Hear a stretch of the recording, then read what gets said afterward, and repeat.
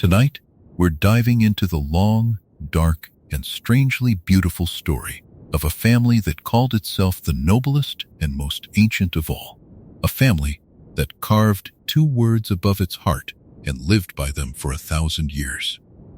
And if you feel like it, you might leave a comment telling us how many nights you have fallen asleep to these gentle stories. For it is always lovely to know that you are there. The House of Black. Settle in now and let your shoulders grow heavy. Let your breathing slow and deepen, the way still water settles when the wind at last lies down. If these long, gentle tales bring you rest, you may wish to subscribe, so more of them can quietly find you on the nights to come. There is no hurry to decide, and nothing you must do. Only let the thought pass through you softly, like a candle glimpsed through a distant window, and then let it go. Over the next 20 chapters, we will walk slowly and gently through the whole history of this proud and troubled dynasty. We will trace the words above their door and the 1,000 years of blood they guarded so fiercely. We will follow the great tapestry that remembered every name and the scorch marks where names were burned away. We will meet the strange and famous blacks one by one, the bitter and the brave, the faithful and the fallen, and the old servant who kept their secrets to the end. You do not need to remember any of it. You only need to rest and let the words carry you the way a slow river carries a leaf toward the sea. There are some names in the wizarding world that seem to carry the weight of centuries the moment they are spoken aloud, and among the very oldest of these, older than most of the great families whose histories fill the dusty ledgers of magical Britain, stands the House of Black. It is a name that suggests darkness even before you learn a single thing about the people who bore it. A name that sounds like a shadow lengthening across a stone floor at the close of a long winter afternoon. And yet the family itself did not choose that name to frighten anyone. They wore it as a mantle of pride, for they believed themselves to be among the purest and most ancient of all the wizarding lines, and they wished for nothing more than to keep that purity untouched by the passing of time. To understand the House of Black, you must first understand that in the wizarding world there once lived, and to some degree still lives, a quiet obsession with blood.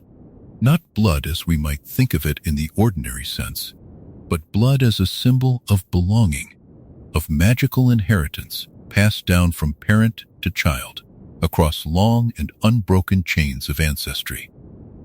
There were families who believed, with a certainty that never wavered across the generations, that the truest and finest sort of witch or wizard was the one whose every ancestor had also been magical, and that any mingling with those born of ordinary people, those they called muggles, was a stain upon the family, a weakening of something precious. The Blacks did not merely believe this.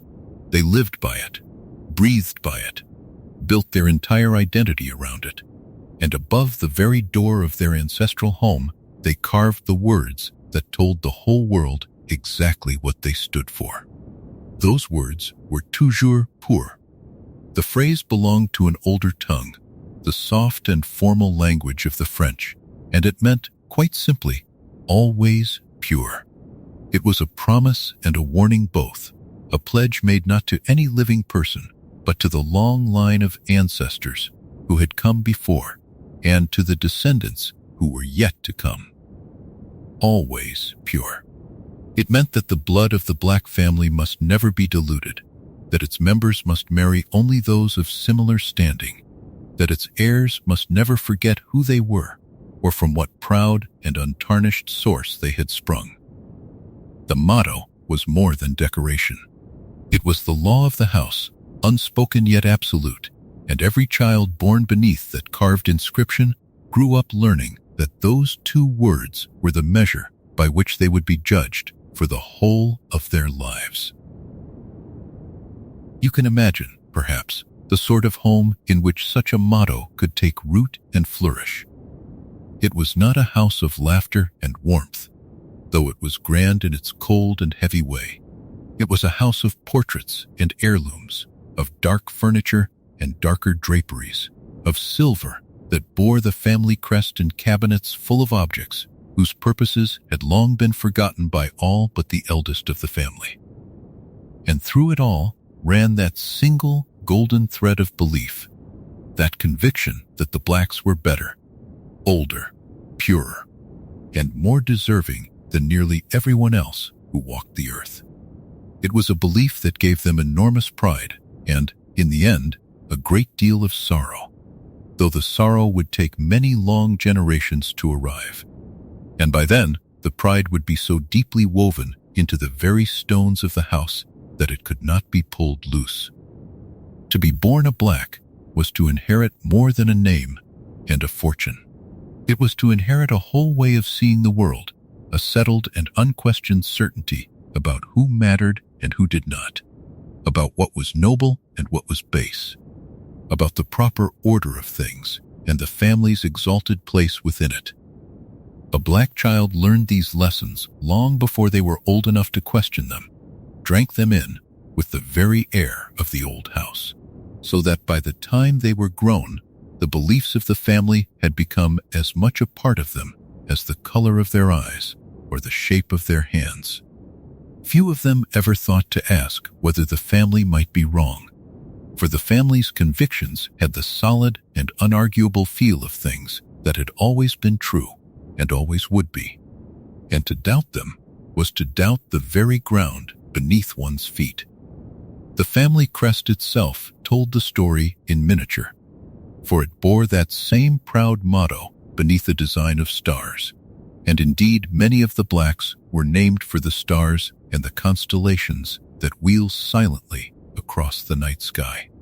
There was something fitting in this, something that suited a family who thought of themselves as distant and elevated, shining coldly far above the ordinary concerns of ordinary people.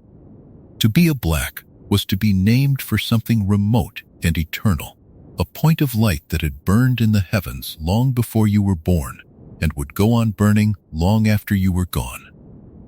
Sirius, the brightest star of all. Regulus, the little king. Bellatrix, the female warrior.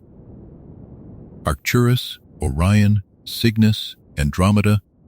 The names read like a map of the heavens, and the family carried them as though they too belonged among the stars. Yet for all their loftiness, the blacks were very much of this world, rooted in the soil of magical Britain, entangled in its politics and its feuds and its ancient rivalries. They had produced ministers and headmasters and members of every important council and committee that the wizarding world could offer. They had accumulated wealth across the centuries, gold and property and treasures beyond counting, and they had guarded it all with the fierce protectiveness of people who believed they were entitled to every last coin of it. They were not a family you could ignore. Wherever the great pure blood dynasties gathered, the blacks were near the center of things, respected and feared in equal measure, admired for their lineage even by those who privately found their pride unbearable. And it is this pride, this unshakable certainty of their own superiority, that makes the story of the House of Black so strange and so sorrowful to follow across the years. For a family so devoted to purity, so obsessed with keeping their blood untouched and their name unblemished, would in time tear itself apart from the inside. The very motto they carved above their door, "Always Pure," would become the instrument of their own slow undoing. For a thing that refuses to change, that refuses to bend or grow or open itself to anything new, will in the end grow brittle, and a brittle thing will crack. The blacks did not know this yet. In the early centuries of their long history, they saw only strength in their unyielding devotion, only glory in their refusal to change. To hear the name Black spoken in the great halls of the old families was to hear the name of a dynasty that seemed as permanent as the stones of the earth. No one gathered beneath those carved words of Toujours Pur could have imagined a day when the family might fade, when its noble house might stand empty and silent, when the last of its true sons might be gone, and its treasures might pass into hands the family would have despised. That day was far off, hidden in the mist of the years to come, and the Blacks lived in the certainty that their line would endure forever, always pure, always proud, always shining coldly like the stars they were named for. But the story of how they came to that certainty is itself worth the telling, for the pride of the House of Black did not spring up overnight. It was built patiently across 1,000 years, marriage by careful marriage, generation by careful generation, each one binding the family more tightly to the small circle of other families who shared their beliefs, until the Blacks stood at the very heart of a web of ancient bloodlines that stretched back further than almost anyone could remember. And so, as the old house settles into its long quiet and the shadows gather softly in its corners, let your thoughts drift back through the centuries toward the very beginning of that proud and unbroken line. 1,000 years is a very long time, longer than most families can trace their history, longer than the memory of nations, and yet the House of Black measured its lineage in exactly such spans, counting back across the centuries with the quiet confidence of a family that had never once forgotten who it was. The Blacks did not think of themselves as merely old. They thought of themselves as ancient in a way that set them apart from the ordinary flow of time, a family whose roots reached so deep into the past that its beginnings were lost in the soft gray mist of forgotten ages. And across all those long years, they had devoted themselves to a single patient labor, the labor of keeping their blood pure, of marrying only within the small and shrinking circle of families who shared their beliefs, until the whole of their history became a slow and careful weaving of one noble line into another. To keep a bloodline pure across 1,000 years is not a simple thing, and it required of the Blacks a discipline that shaped every choice they made. Marriages were not matters of the heart. They were matters of strategy, of lineage, of the careful preservation of something the family held to be sacred. A young witch of the House of Black would not be permitted to marry wherever her affections might lead her. She would be matched, thoughtfully and deliberately, with a young wizard of suitable ancestry, a boy whose family tree was as unbroken and as free of muggle blood as her own. And in this way, generation after generation, the great pure blood families married among themselves, their children marrying their cousins and their second cousins, their bloodlines circling back upon one another again and again, until nearly all of them were related in some fashion, however distant. There was a quiet sadness folded into this way of living, though the family would never have named it so, for it meant that the tenderest feelings of the young were made to bow before the cold calculations of lineage. A Black who loved someone unsuitable learned early that such love was not to be spoken of, that it must be set aside and forgotten for the sake of the blood, and that the only marriages the family would bless were those that served the great and endless project of keeping the line pure. Duty came before desire in the House of Black, always and without exception, and the children of the family grew up understanding that their hearts were not truly their own, but belonged, like everything else, to the family and to its 1,000-year purpose. This tight and closed circle of intermarriage gave the pure blood families a peculiar quality, for they were not merely a collection of separate houses, but something more like a single vast and tangled family, bound together by countless threads of blood and marriage. The Blacks were connected by these threads to nearly every other family that shared their convictions. They were joined to the Malfoys and the Lestranges, to the Rosiers and the Crabs, to the Bulstrodes and the Flints and the Yaxleys, to the Gaunts, who traced their own line back to one of the greatest wizards who had ever lived, and to a great many others besides. Even families they might not have cared to acknowledge shared some strand of black blood. For 1,000 years of marrying within so small a circle had spread the family's ancestry into every corner of the pure blood world. Among all these interwoven families, there came at last a moment when someone thought to set them down in writing, to name the truly worthy houses and to separate them from all the rest. Early in the 20th century, a directory appeared, quietly circulated among those who cared about such matters, and it named the 28 families that its anonymous author considered to be the only remaining truly pure blood dynasties in all of Britain. This list came to be known as the Sacred 28, and to be included upon it was, for a family like the Blacks, a confirmation of everything they had always believed about themselves.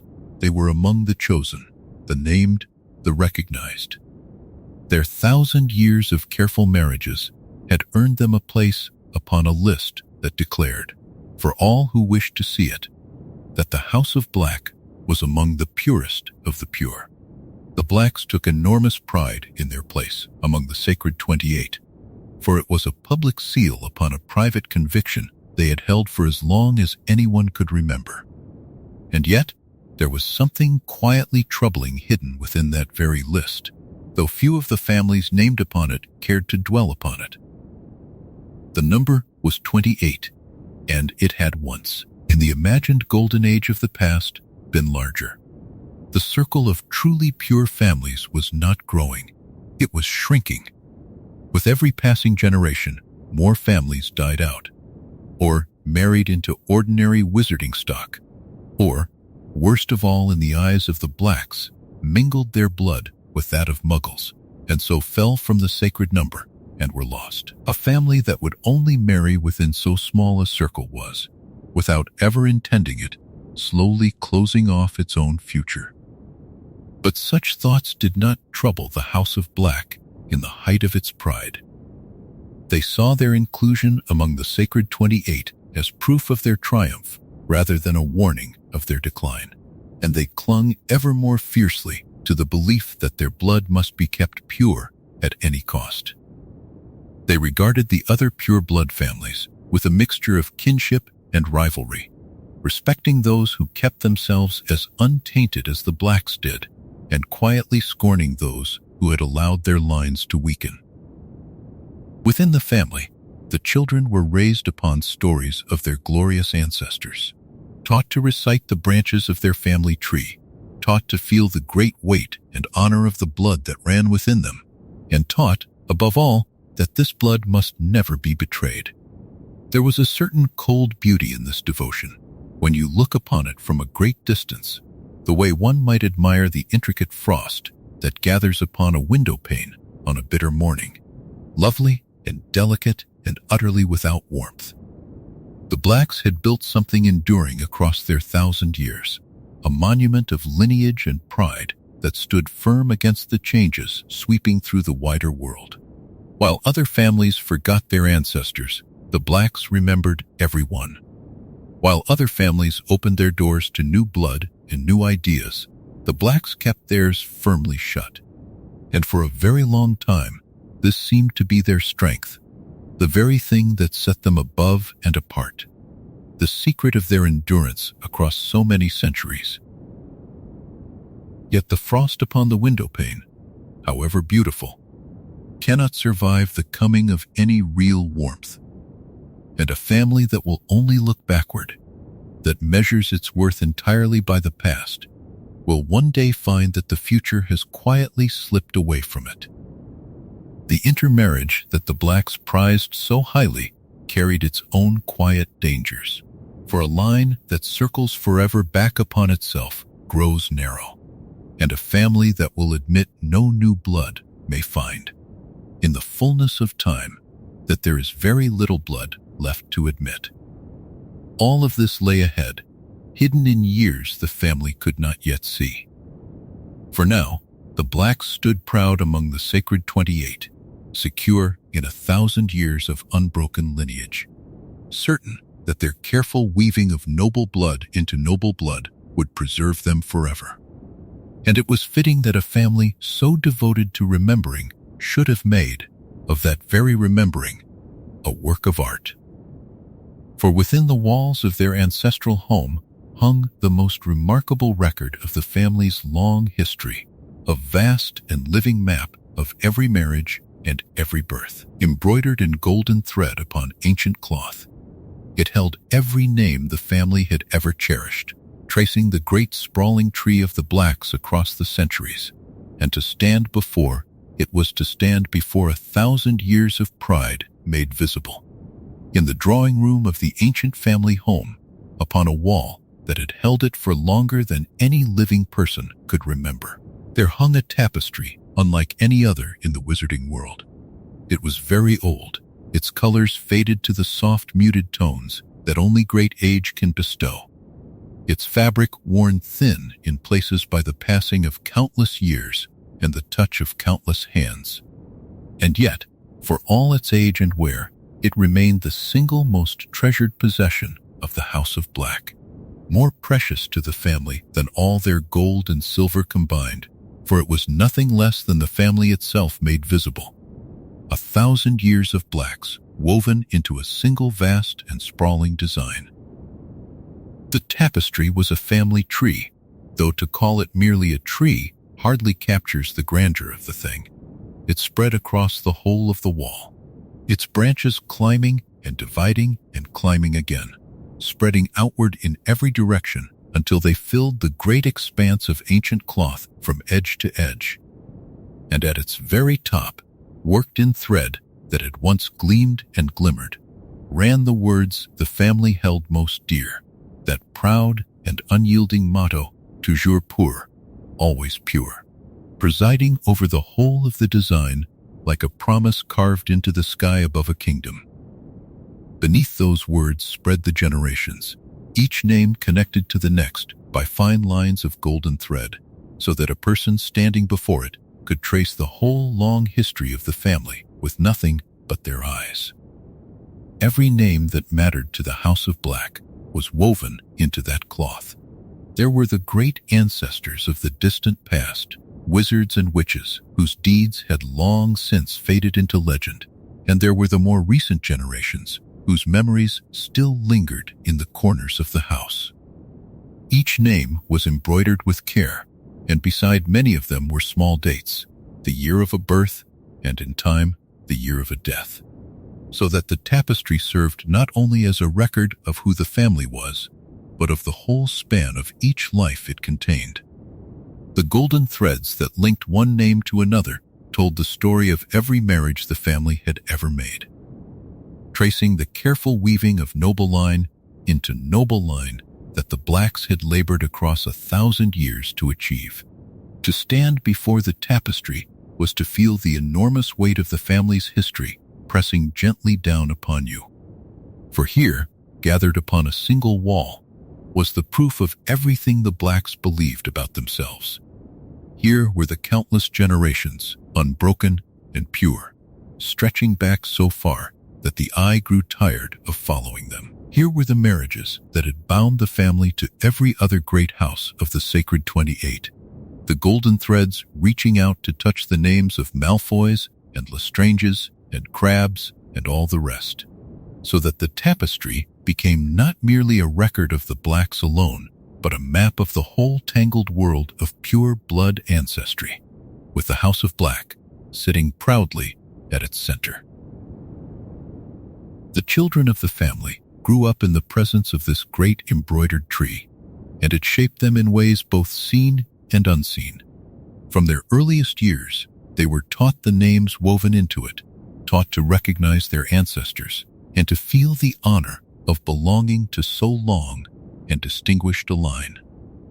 They learned that they too would one day take their place upon the cloth, their names embroidered in golden thread beside those of their parents and grandparents, joined by careful marriage to some other worthy name, and so carried forward into the endless future of the family. The tapestry was, in this way, both a record of the past and a promise of what was expected in the years to come. A silent teacher that instructed every black child in the great and solemn duty of their blood. The magic woven into the tapestry was itself a wonder, for it was said to be enchanted so that it could not be entirely destroyed, so that the record of the family would endure no matter what befell it. Fire could not consume it, and age could not wholly wear it away, and though the years might fade its colors and thin its fabric, the tapestry endured, patient and permanent, holding fast to the names it had gathered across the centuries. It was as though the family had poured into it their deepest wish, the wish to endure forever, to never be forgotten, to hold their line intact against the slow and patient erosion of time. In the tapestry, the blacks had made themselves, if not immortal, then something very close to it. A family that would go on being remembered, as long as the ancient cloth still hung upon the wall. And yet, there was something in the very completeness of the tapestry that carried a quiet sorrow, though it would take the passing of many years for that sorrow to fully reveal itself. For a record so vast, so careful, so lovingly maintained, was also a record of everything the family had lost and everything it had cast away. The tapestry did not only show who belonged. In its own silent way, it would come to show who did not, who had failed the family, who had betrayed the sacred blood, who had been judged unworthy of a place among the golden threads. But those darker marks upon the cloth belonged to a later part of the story, and in the height of the family's pride, the tapestry seemed only glorious, a shining monument to 1,000 years of unbroken lineage. The generations depicted upon it read like the roll of some great and ancient kingdom. There were the blacks named for the stars, Sirius and Regulus and Arcturus and Orion, their names climbing the branches beside the names of the women who had married into the family or been born within it.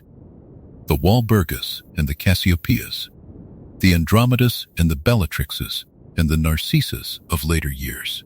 Each one had a place, each one was joined to the whole, and the golden threads ran between them like the light of stars connecting the constellations of some vast and intricate sky.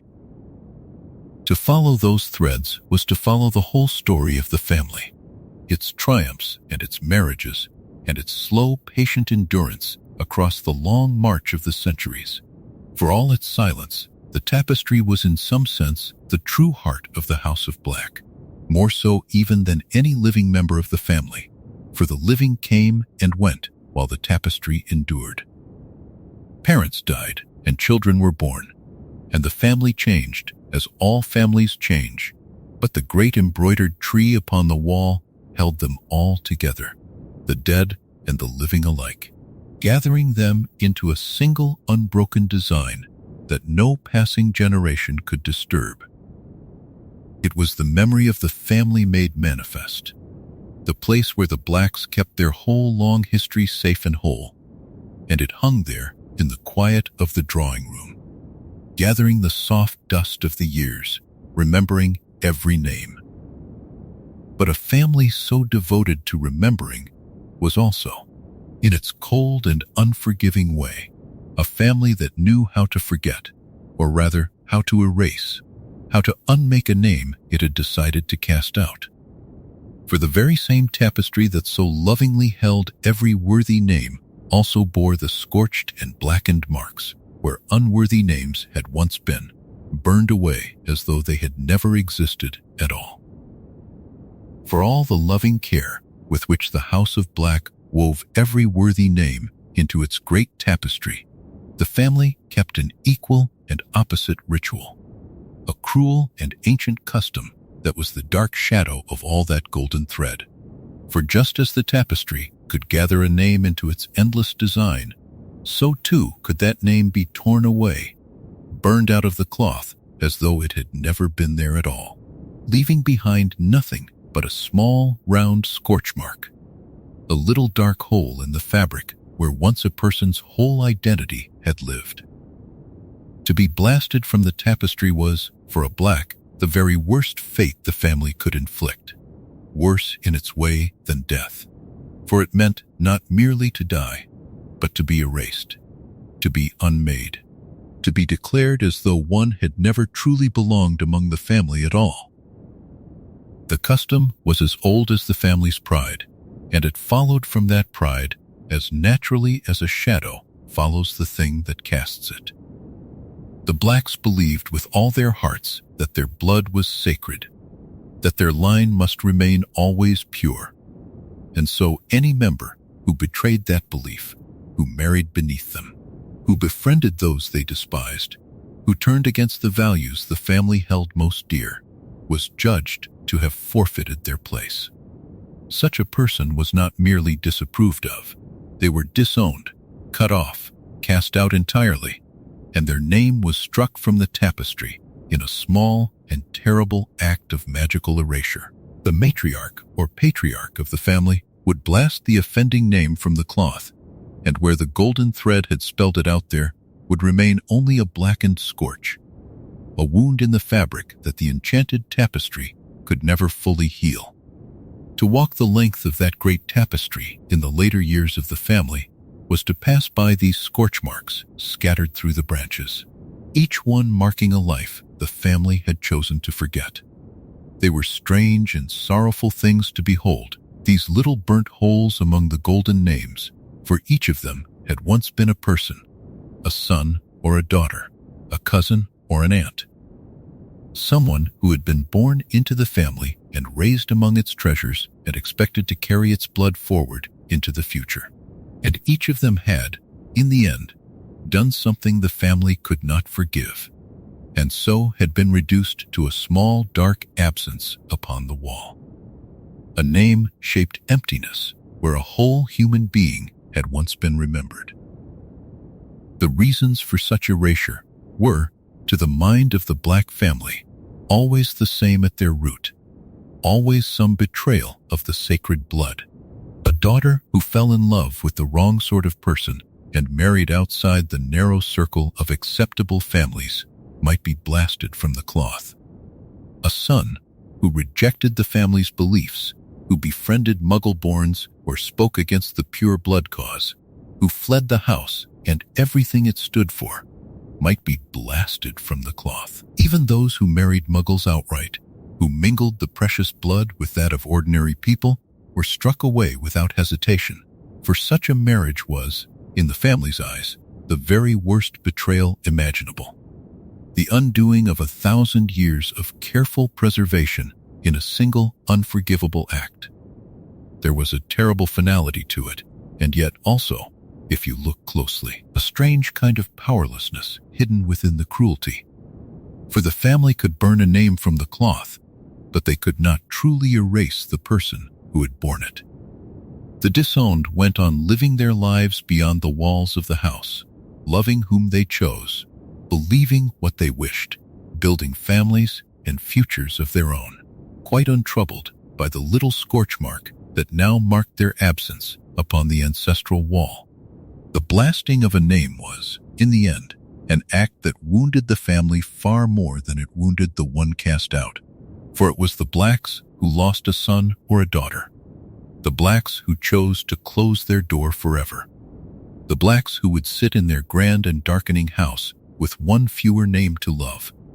The scorch marks upon the tapestry were, in this quiet way, not marks of the family's power, but of its slow and self-inflicted loss. And yet the family could not see this, blinded as it was by pride, and so it went on cutting away its own across the generations, each erasure another small wound in the fabric of the house, each one a branch of the family tree, quietly withered and burned. With every name blasted from the cloth, the living family grew a little smaller, a little narrower, a little more alone. The circle of those deemed worthy shrank inward year by year, until the House of Black, which had once spread so proudly across the whole of the tapestry, began to find itself with fewer and fewer names left to celebrate, and more little scorch marks scattered among the golden thread. The custom that was meant to preserve the family's purity was, in truth, hollowing the family out from within. There was, in the end, a deep and quiet tragedy in the whole affair. The tragedy of a family that loved its idea of itself more than it loved its own children. For the Blacks would sooner burn away a beloved son or daughter than accept them as they truly were, sooner endure the emptiness of a scorch mark upon the wall than the imagined shame of a name that had strayed from the family's rigid path. They chose the tapestry over the living, the golden thread over the beating heart, and, in doing so, they slowly turned their grand ancestral home into a place of absences, a house full of the ghosts of those they had cast away. The scorch marks were their monument as much as the golden names, a record not of triumph, but of everything the family had thrown away in the name of a purity that no one could ever quite achieve. To the children who grew up in the house, the scorch marks served as a warning, silent and ever-present, a reminder of what awaited them should they ever stray. They learned early that the family's love was not unconditional, that it could be withdrawn, that a single wrong choice could reduce them to a burnt hole in the fabric of the wall. It was a heavy thing to carry through a childhood, this knowledge, and it shaped the family's children in different ways. Some bent themselves to the family's will, terrified of the scorch mark that might one day bear their name, while others, looking upon those little dark holes, felt not fear, but a strange and defiant kinship with the ones who had been cast out, a quiet certainty that they too would one day choose the world beyond the walls over the cold approval of the family.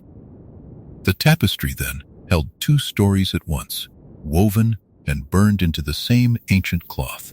It held the story the family wished to tell, the proud and shining tale of 1,000 years of unbroken purity, and it held the story the family did not wish to tell, the quiet, sorrowful tale of all the ones they had loved and lost and chosen to forget. Both stories hung there together in the drawing room, gathering the soft dust of the passing years, and to read them side by side was to understand the House of Black more truly than any of its members ever cared to. Among all the many names woven into that cloth, and among the scorch marks too, there were certain figures who stood out above the rest, whose stories deserved to be told in full. Among all the names that the great tapestry of the House of Black held in its golden threads, there was one that lingered longer than most, not because he was loved, for he was not, but because he never truly left. His name was Phineas Nigellus Black, and he was born into the family in the far reaches of the 19th century, a man of sharp wit and colder pride, a man who wore his contempt like a well-tailored robe and seemed almost to enjoy the discomfort of everyone around him. He rose, in time, to the highest office that the wizarding school of Hogwarts could offer, and he became its headmaster, and history would remember him with a particular and unusual honesty, for it is said that he was the least popular headmaster that the school had ever known. To understand him is to understand the family that shaped him, for Phineas Nigellus carried the beliefs of the House of Black not as a burden, but as a comfort. He believed, with the serene certainty of a man who has never once doubted himself, that those of ancient and unbroken blood were meant to lead, and that the great mass of ordinary people, magical and otherwise, existed chiefly to be managed and endured. He did not shout these opinions, for shouting was beneath him. He preferred instead a dry and cutting remark, delivered softly, that left its listener uncertain whether they had been insulted or merely observed. And often the answer was both at once. As headmaster, he presided over the castle with the air of a man who found the whole enterprise of teaching children faintly ridiculous. He had little patience for the young and less for their troubles, and he regarded the daily worries of students and staff alike as small storms that would pass whether he attended to them or not. He was not cruel in the way that some of his descendants would later be cruel, for there was no fire in him, no hunger for pain. His unkindness was cooler than that, a matter of indifference rather than malice, and perhaps that is why it was remembered so long. For a warm villain can be forgiven, and a cold one simply lingers. Yet even a man so unloved was, in the strange arithmetic of the House of Black, a source of pride.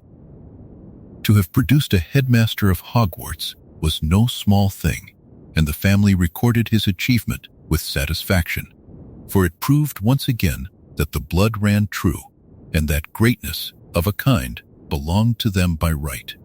His name held its place upon the tapestry, secure and unblemished, one of the many golden threads that told the world how important the Blacks had always been and always intended to remain. But the truest strangeness of Phineas Nigellus was not his life, it was what came after it. For in the world of witches and wizards, the dead do not always fall entirely silent, and those who have held great office, or great wealth, or simply great vanity, often arrange for a portrait of themselves to be painted while they still breathe. Into such portraits passes something of the person, not a soul, for a soul cannot be caught in paint, but a manner, a habit of speech, a store of opinions and memories, enough that the painted figure can move and think and speak much as the living person once did. And so when Phineas Nigellus at last died, he did not truly vanish. He simply moved into his frames. There were two of these portraits, and this was the cleverest part of his long endurance, for the two hung in two different places, and a figure could pass between them, stepping out of one canvas and appearing in the other, carrying news and gossip and complaint from one location to the next.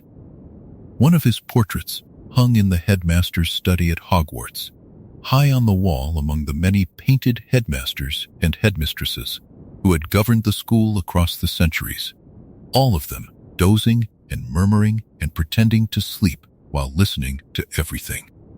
The other portrait hung far away, in a narrow upstairs room in the old family house in London, in number 12, Grimmauld Place, where the last shadows of the House of Black would one day gather. In his painted form, Phineas Nigellus was exactly the man he had always been, only now with all the time in the world and no consequences to fear. He drawled, and he sneered, and he offered his opinions to anyone unfortunate enough to be nearby, and he took a quiet, dry pleasure in reminding the living of their many failings. He complained of being summoned. He complained of being ignored. He complained, above all, of being descended from a line that would, in the fullness of years, produce members he considered embarrassing. For even in death, he kept a keen and disapproving eye upon his family and its ever more troublesome choices. He was loyal to the House of Black in his fashion, loyal to its name and its pride, though loyalty in him always wore the mask of grumbling. And yet, for all his coldness, the painted Phineas Nigellus would come, across the long years, to serve purposes he might never have chosen while alive. For a portrait that can travel between two places is a rare and useful thing, and there would come a time, far in the future, when his two canvases would carry quiet messages through a war, when the old sneering headmaster would find himself, almost against his will, a small thread in a struggle far larger than his pride. But that is a tale for other nights, and it lies many chapters ahead of us now. For the moment, it is enough to picture him as he hangs there in the dim upstairs room of the family house, in a frame darkened by dust and time, his painted eyes half closed, his painted mouth ready with some remark that no one is asked to hear. He is the family speaking to itself across the centuries, the ancestor who refused to be quiet, the proof that in the House of Black even death was treated as a mere inconvenience to be worked around. He watched the family rise, and he watched, later, the beginnings of its fall. And through it all, he kept the same dry composure, the same certainty that he, at least, had always understood how the world ought to be arranged. There is something almost peaceful in imagining him now, drowsing in his frame in that silent house, no longer able to wound anyone very deeply, reduced to opinions and echoes, a bitter old man made harmless by paint and time. The house around him held many such quiet presences, many old things that had outlived their purpose and simply remained, gathering dust in the dark, waiting for the next generation to arrive and disturb them.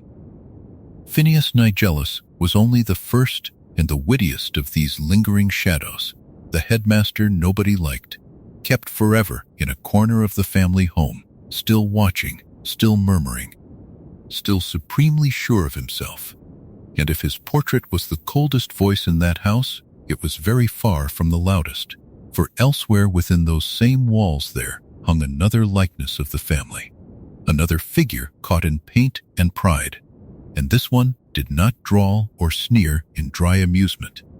This one screamed. Behind a heavy set of curtains in the entrance hall, an old woman waited in her frame, and when she woke, she filled the whole house with a fury that no dust and no silence could ever quite smother. If the painted Phineas Nigellus was the cold and drawling voice of the family, then Walburga Black was its fire. And though she too would end her days as a figure trapped in paint, there was nothing quiet about her endurance. She had been, in life, the mistress of the ancient house in London, the woman who ruled number 12, Grimmauld Place, and everything within it, and she had ruled it with a fervor so absolute that it left marks upon the walls, upon the servants, and upon her own children that would never truly fade. To understand the decline of the House of Black is to understand Walburga, for she was the family's pride and prejudice made flesh, and later made portrait, and she carried both to the very edge of madness. She had been born a Black, and she had married a Black, for her husband, Orion, was her own cousin, and this was no scandal to her, but rather the proper and expected order of things. The family had always believed that the purest way to preserve the blood was to keep it within the family, to marry cousin to cousin across the generations, and Walburga believed this with the whole of her fierce heart. She did not merely accept the creed of pure blood that her ancestors had carved into their motto. She burned with it, where earlier Blacks had held their prejudices with a certain aristocratic calm. Walburga held hers like a torch, and she raised her sons in its heat.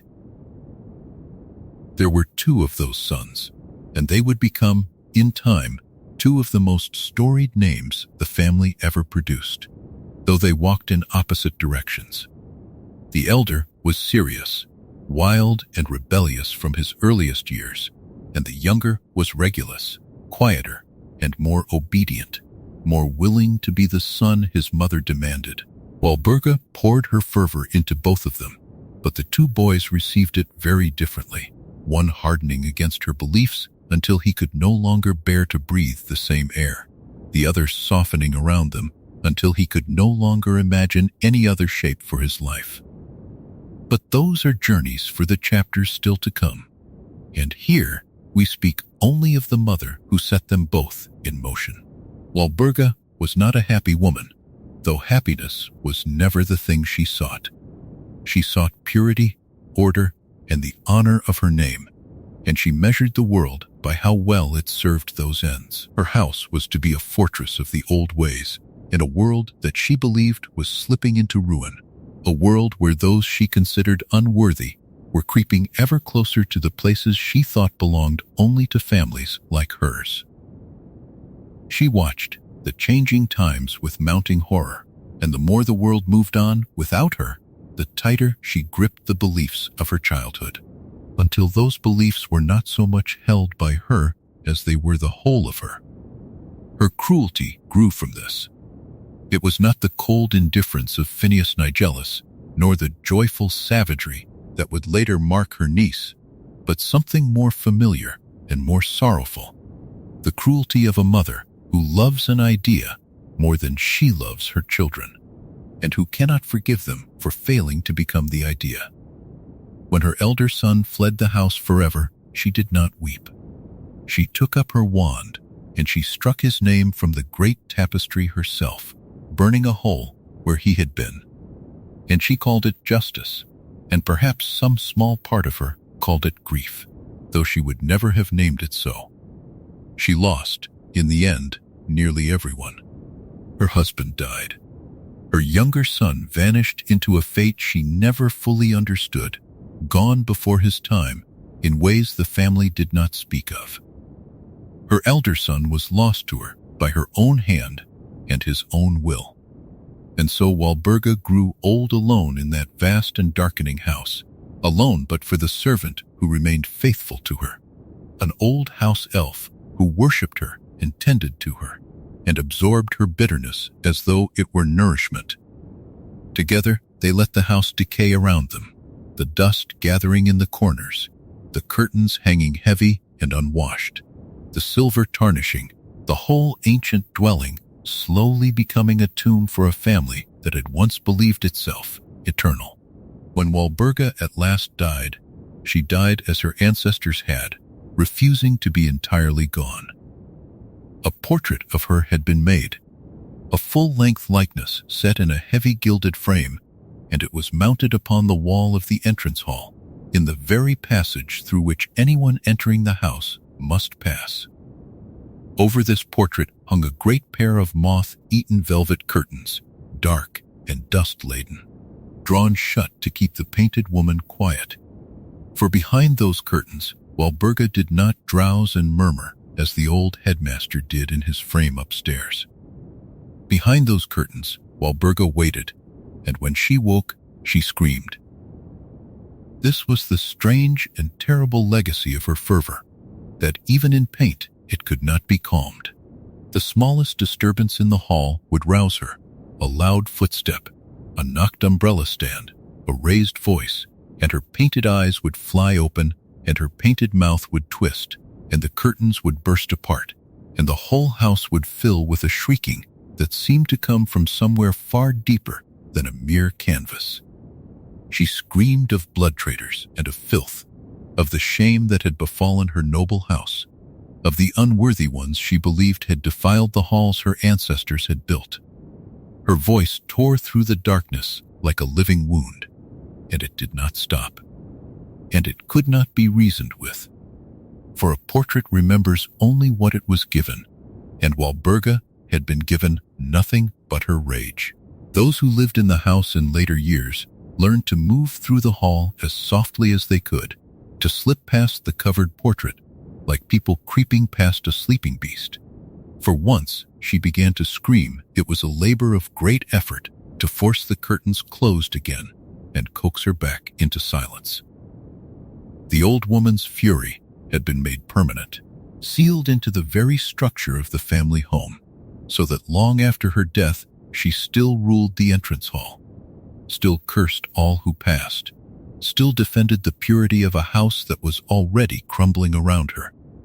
There was something almost pitiful in it, this endless screaming into an empty hall, this fervor with nothing left to burn but itself.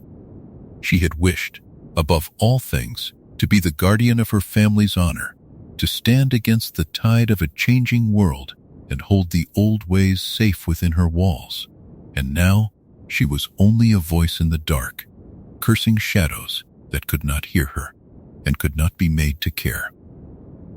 Her devotion had outlived its object, just as her house had outlived its purpose, and both went on all the same, decaying and raging together in the London twilight, a portrait and a dwelling bound by the same long and sorrowful pride.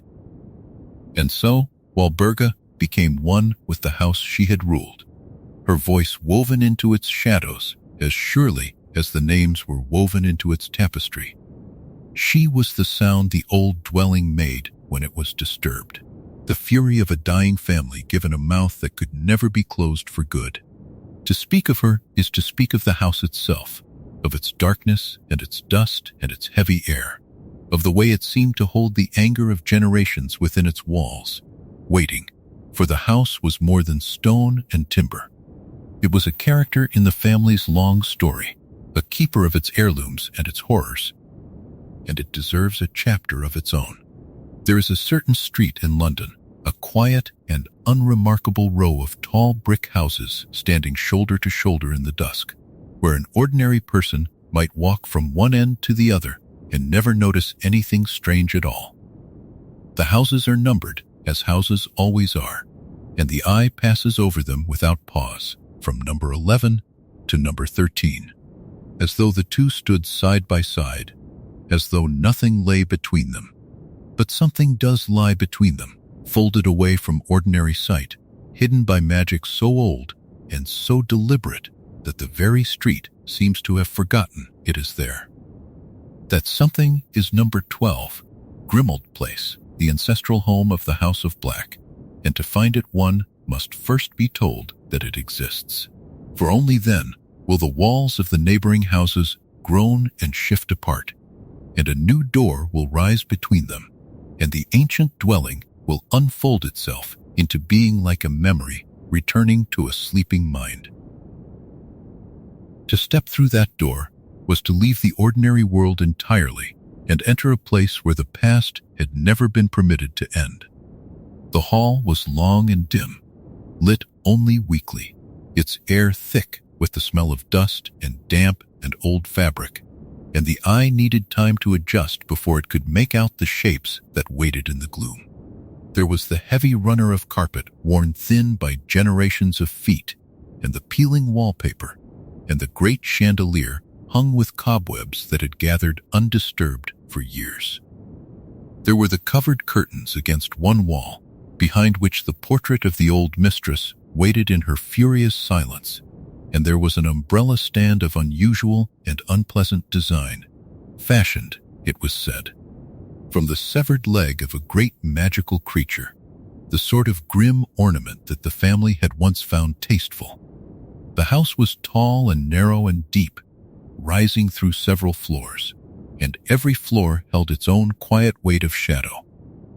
There was a drawing room upon one level, vast and cold, with faded furnishings, and a mantelpiece crowded with the small treasures and curses of centuries. There was a kitchen sunk below the level of the street, a cavernous and smoke-darkened room with a great fireplace and a long scrub table, where the last life of the house tended to gather in the later years. For it was warmer there than anywhere else, though warmth was a relative thing in that dwelling. There were bedrooms above, many of them, most long unused, their beds hung with dust and their air undisturbed, each one a small sealed chamber of a family that had shrunk from many to few to almost none. And climbing the stairs, one passed a sight that told the whole grim philosophy of the house in a single glance. For mounted upon the wall along the staircase were the heads of house elves, the family's old servants, each one who had died in service, preserved and stuffed and hung upon a wooden plaque as though it were a hunting trophy. It had been the custom of the House of Black to treat their elves in this way, to grant them, if they were faithful unto death, the honor of being displayed forever upon the wall, and the elves themselves had been taught to consider it a great reward. The rows of small shrunken heads climbed the stairwell in silence, their eyes closed, their features frozen, a gallery of loyalty rendered into something ghastly. And to walk past them was to feel the true chill of what the family had valued and what it had thrown away. Everywhere in the house there were objects, for the Blacks had been collectors across the long centuries, gatherers of treasures and heirlooms and dark magical things, and much of it had never been sorted or cleared, but only accumulated, layer upon layer, in cabinets and drawers and locked glass cases. There were goblets engraved with the family crest, and boxes of ancient tarnished jewelry, and musical instruments that played on their own, and snuff boxes that bit the fingers of anyone who opened them. and a great many small dark items whose purposes had long been forgotten and were better left unknown. There were books of old and dangerous magic upon the shelves, and portraits of ancestors upon the walls, and beneath it all a fine and endless dust that settled upon everything and softened every surface into gray. The whole dwelling seemed to breathe out a single feeling, and that feeling was decline. This was a house that had once been proud, a house built and furnished to declare the greatness of an ancient family, and it had become instead the mausoleum of that family's slow and quiet fall.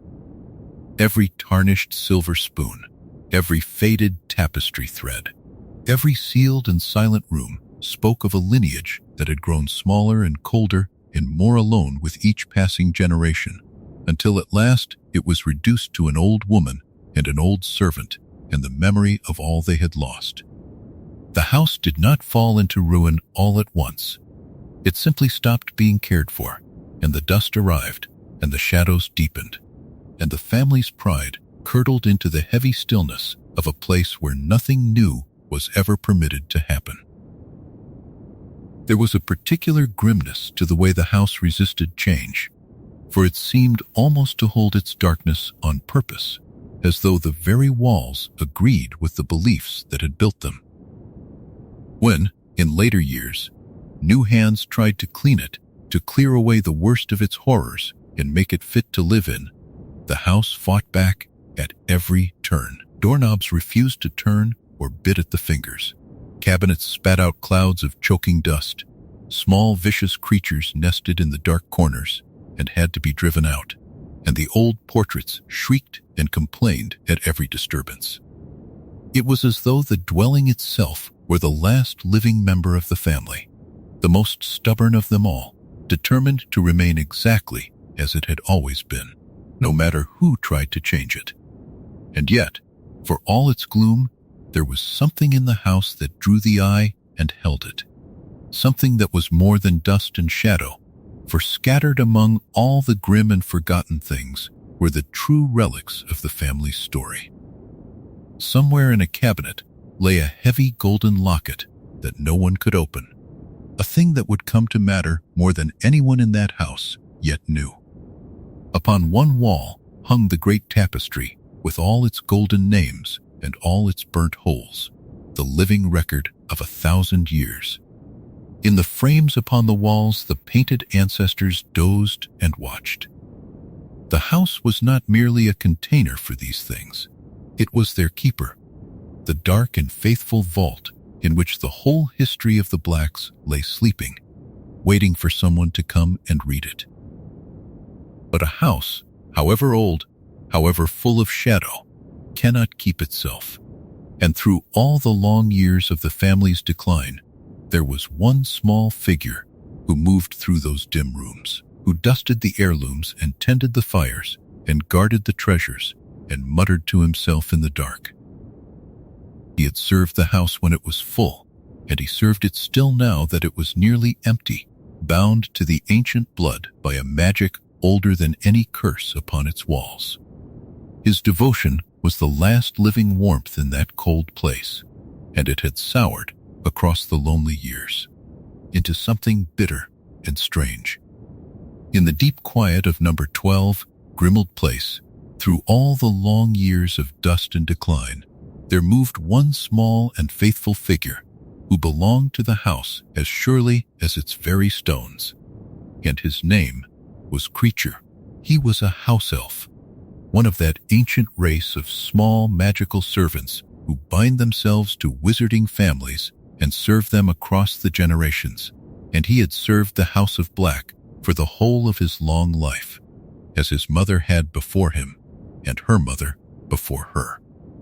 He was old now, wrinkled and stooped, his skin loose upon his thin frame, his nose long and snout-like, his great pale eyes bloodshot and heavy, and he wore nothing but a filthy rag knotted about him like a loincloth, for the elves of that family were given no finer thing and would have been horrified to receive one. To understand Creature is to understand what it meant to belong to the House of Black, for he did not merely work for the family. He worshipped it. He had absorbed its beliefs as a child absorbs the air of the house in which it is raised, and he held them more fiercely, in some ways, than the family held them itself.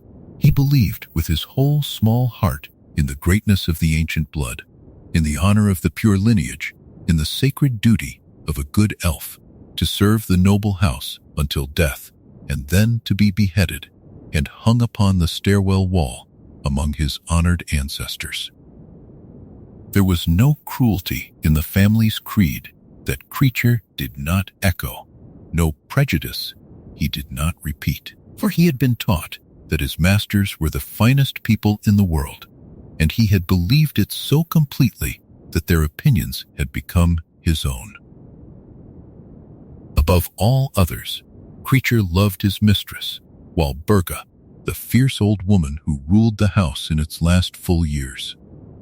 He tended to her, and he listened to her, and he agreed with every bitter word she spoke, and when she raged against the world, he raged with her, in his own muttering fashion, shuffling through the dark rooms and grumbling curses against all those his mistress despised.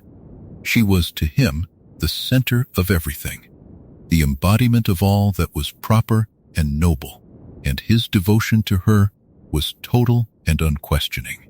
When she died, something in Creature broke that never truly mended, and he carried her memory with him ever after, keeping her portrait, cherishing her belongings, and honoring her wishes long after her voice had fallen silent behind the curtains in the hall. Yet there was one whom Creature loved even more than the mistress, though it was a quieter and more sorrowful love, and that was her younger son, Regulus. Of the two boys who had grown up in that house, it was Regulus who had been kind to the old elf. Regulus who had treated him not merely as a servant, but as something closer. Regulus whose gentleness had won a devotion so deep that it would, in time, shape the whole secret course of Creature's life. The elder son had fled the house and its beliefs, and Creature had despised him for it, muttering against the traitor who had shamed the noble family. But the younger son had stayed, and had believed, and had been kind. And Creature's heart had bound itself to him utterly. What passed between the old elf and that young man, in the darkest chapter of the family's history, was a secret that Creature would carry alone for many bitter years, a burden of grief and guilt and unbroken loyalty that no one else in the world understood. But that tale belongs to nights still ahead of us. For after Regulus was gone, and after the mistress too had died, Creature was left alone in the great decaying house, the last living servant of a family that had all but vanished, and the years that followed were long and terrible in their loneliness. He had no one left to serve, no mistress to please, no young master to love, only the empty rooms and the dust and the mounted heads of his ancestors upon the stairs. He wandered through the dim halls talking to himself, keeping up his endless muttering, and slowly, across those solitary years, his mind bent and warped under the weight of grief and isolation. He hoarded small treasures in his nest in the cupboard by the kitchen, relics of the family he had lost, and he clung to them as though they were all that remained of a world that had ended. His loyalty, so pure in its beginning, curdled in that loneliness into something twisted and bitter. He had been taught to serve, but he had also been taught to despise, and with no one worthy left to serve, he had only his contempt to keep him company. He muttered insults under his breath against those he considered unworthy, and he schemed in small and spiteful ways when the fortunes of the house shifted in directions he could not bear. He was, by then, a broken thing, a servant without a master, a heart shaped entirely for devotion and left with nothing to devote itself to. There was a great sadness in him, for all his bitterness, the sadness of a creature who had given his whole self to a family that had spent his loyalty carelessly and then simply faded away, leaving him behind in the dust. And yet, buried beneath all that bitterness, the old capacity for love remained. Waiting, creature was not, in the end, a creature of hatred. Whatever hatred the family had planted in him, he was a creature of belonging, and all his cruelty was only the wound left by belonging to people who had not deserved him. He had loved a kind young master once, and that love had survived everything. Survived the years and the loneliness and the ruin of his mind, and it lay hidden within him like a coal beneath the ashes, needing only a little kindness to be rekindled. In much later days, when kindness at last came to him from an unexpected hand, the old elf would soften and change, and the faithful heart beneath the bitterness would show itself once more. But that transformation was still far away. For now, we leave him as he was through the long, lonely middle of his story, shuffling through the shadows of number 12, Grimmauld Place, dusting the heirlooms of the dead, guarding the treasures of a vanished family, muttering to the portrait of his beloved mistress, and cherishing in secret the memory of the young master he had lost. He was the last warmth in a cold house, the final thread of loyalty in a lineage unraveling, a small stooped figure keeping faith with people who were almost all gone. His devotion had outlasted nearly everything, and it would outlast still more, for the house he guarded would yet see visitors and struggles that its old servant could scarcely have imagined. There was, in the end, a strange and quiet dignity in his faithfulness, twisted though it had become.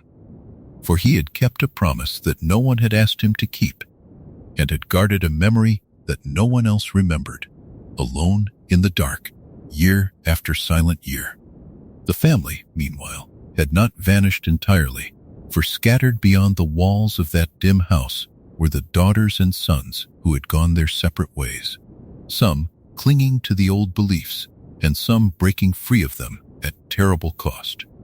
Among them was a young woman who had done the one thing the House of Black could never forgive, who had loved where love was forbidden, and had chosen her heart over her name, and had paid for it by being burned from the great tapestry forever.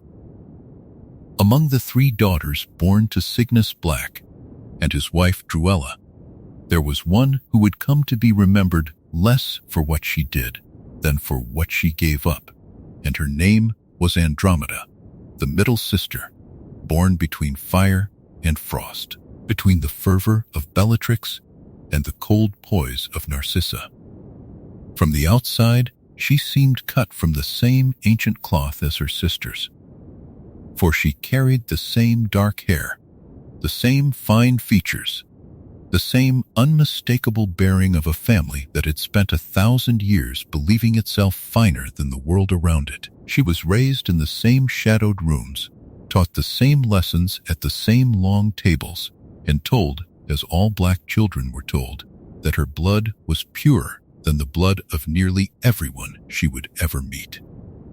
And for a long while, she must have seemed to her family a perfectly obedient daughter. Quiet where quietness was expected, graceful where grace was demanded. A girl who gave no sign at all of the gentle rebellion sleeping somewhere beneath her calm. Yet Andromeda was not made of the same certainties that governed her sisters, and somewhere in the long years of her growing there had taken root in her a quiet suspicion that the pride of her house was hollow, that the walls of purity her ancestors had built were only walls, and that behind them lay not greatness, but a slow and lonely narrowing of the heart. She looked upon the tapestry that traced her family across the centuries, with its golden threads and its burnt and blackened holes, and where her mother saw glory, she seems to have seen a kind of quiet cruelty. A family so devoted to keeping itself pure that it would sooner erase its own children than let them love where they wished. She had watched the way her elders spoke of those beneath them, the ordinary witches and wizards, the muggles, the muggle-born. And she had come slowly to understand that she did not share the contempt she was meant to inherit. and that this small and secret difference set her apart from everyone she had ever called family. It was at Hogwarts, in those halls where the children of every kind of family walked the same corridors and shared the same firelit evenings, that Andromeda met the person who would change the whole course of her life, a young man named Ted Tonks. He was Muggle-born, the child of a family with no wizarding blood at all, the very sort of person her house had taught her to look down upon since before she could speak, and yet in him she found a warmth and a plainness and an honesty that the grand cold rooms of her childhood had never held. He was kind in a way that asked nothing in return, cheerful in a way that had never learned to be ashamed, and beside him the whole vast pride of the House of Black must have seemed to her suddenly small and airless, a beautiful sealed room with no window and no door. And so, gently and without much noise, Andromeda began to love him, knowing all the while what such a love would cost her, and choosing it anyway. To understand what she risked, one must remember what her family was and what it would never forgive. The House of Black did not merely disapprove of marriages outside the sacred circle of pure blood. It treated them as a kind of death, a stain upon the lineage that could be answered only by cutting the offender away as one cuts away a diseased branch. Her own cousins and aunts had been burned from the tapestry for far smaller sins than the one she was preparing to commit, and Andromeda knew, with a clarity that must have been both terrible and freeing, that to marry Ted Tonks was to lose her mother and her father, her sisters and her cousins, her name and her inheritance, and the whole world she had been born into. She knew that there would be no forgiveness, no slow reconciling of hearts across the years, no quiet visits home. She knew that the door, once closed, would stay closed forever. And still, she chose. She left the great dark house and the family that had shaped her, and she married Ted Tonks, and in doing so she gave up more than most people are ever asked to give, trading 1,000 years of pride for a single ordinary love.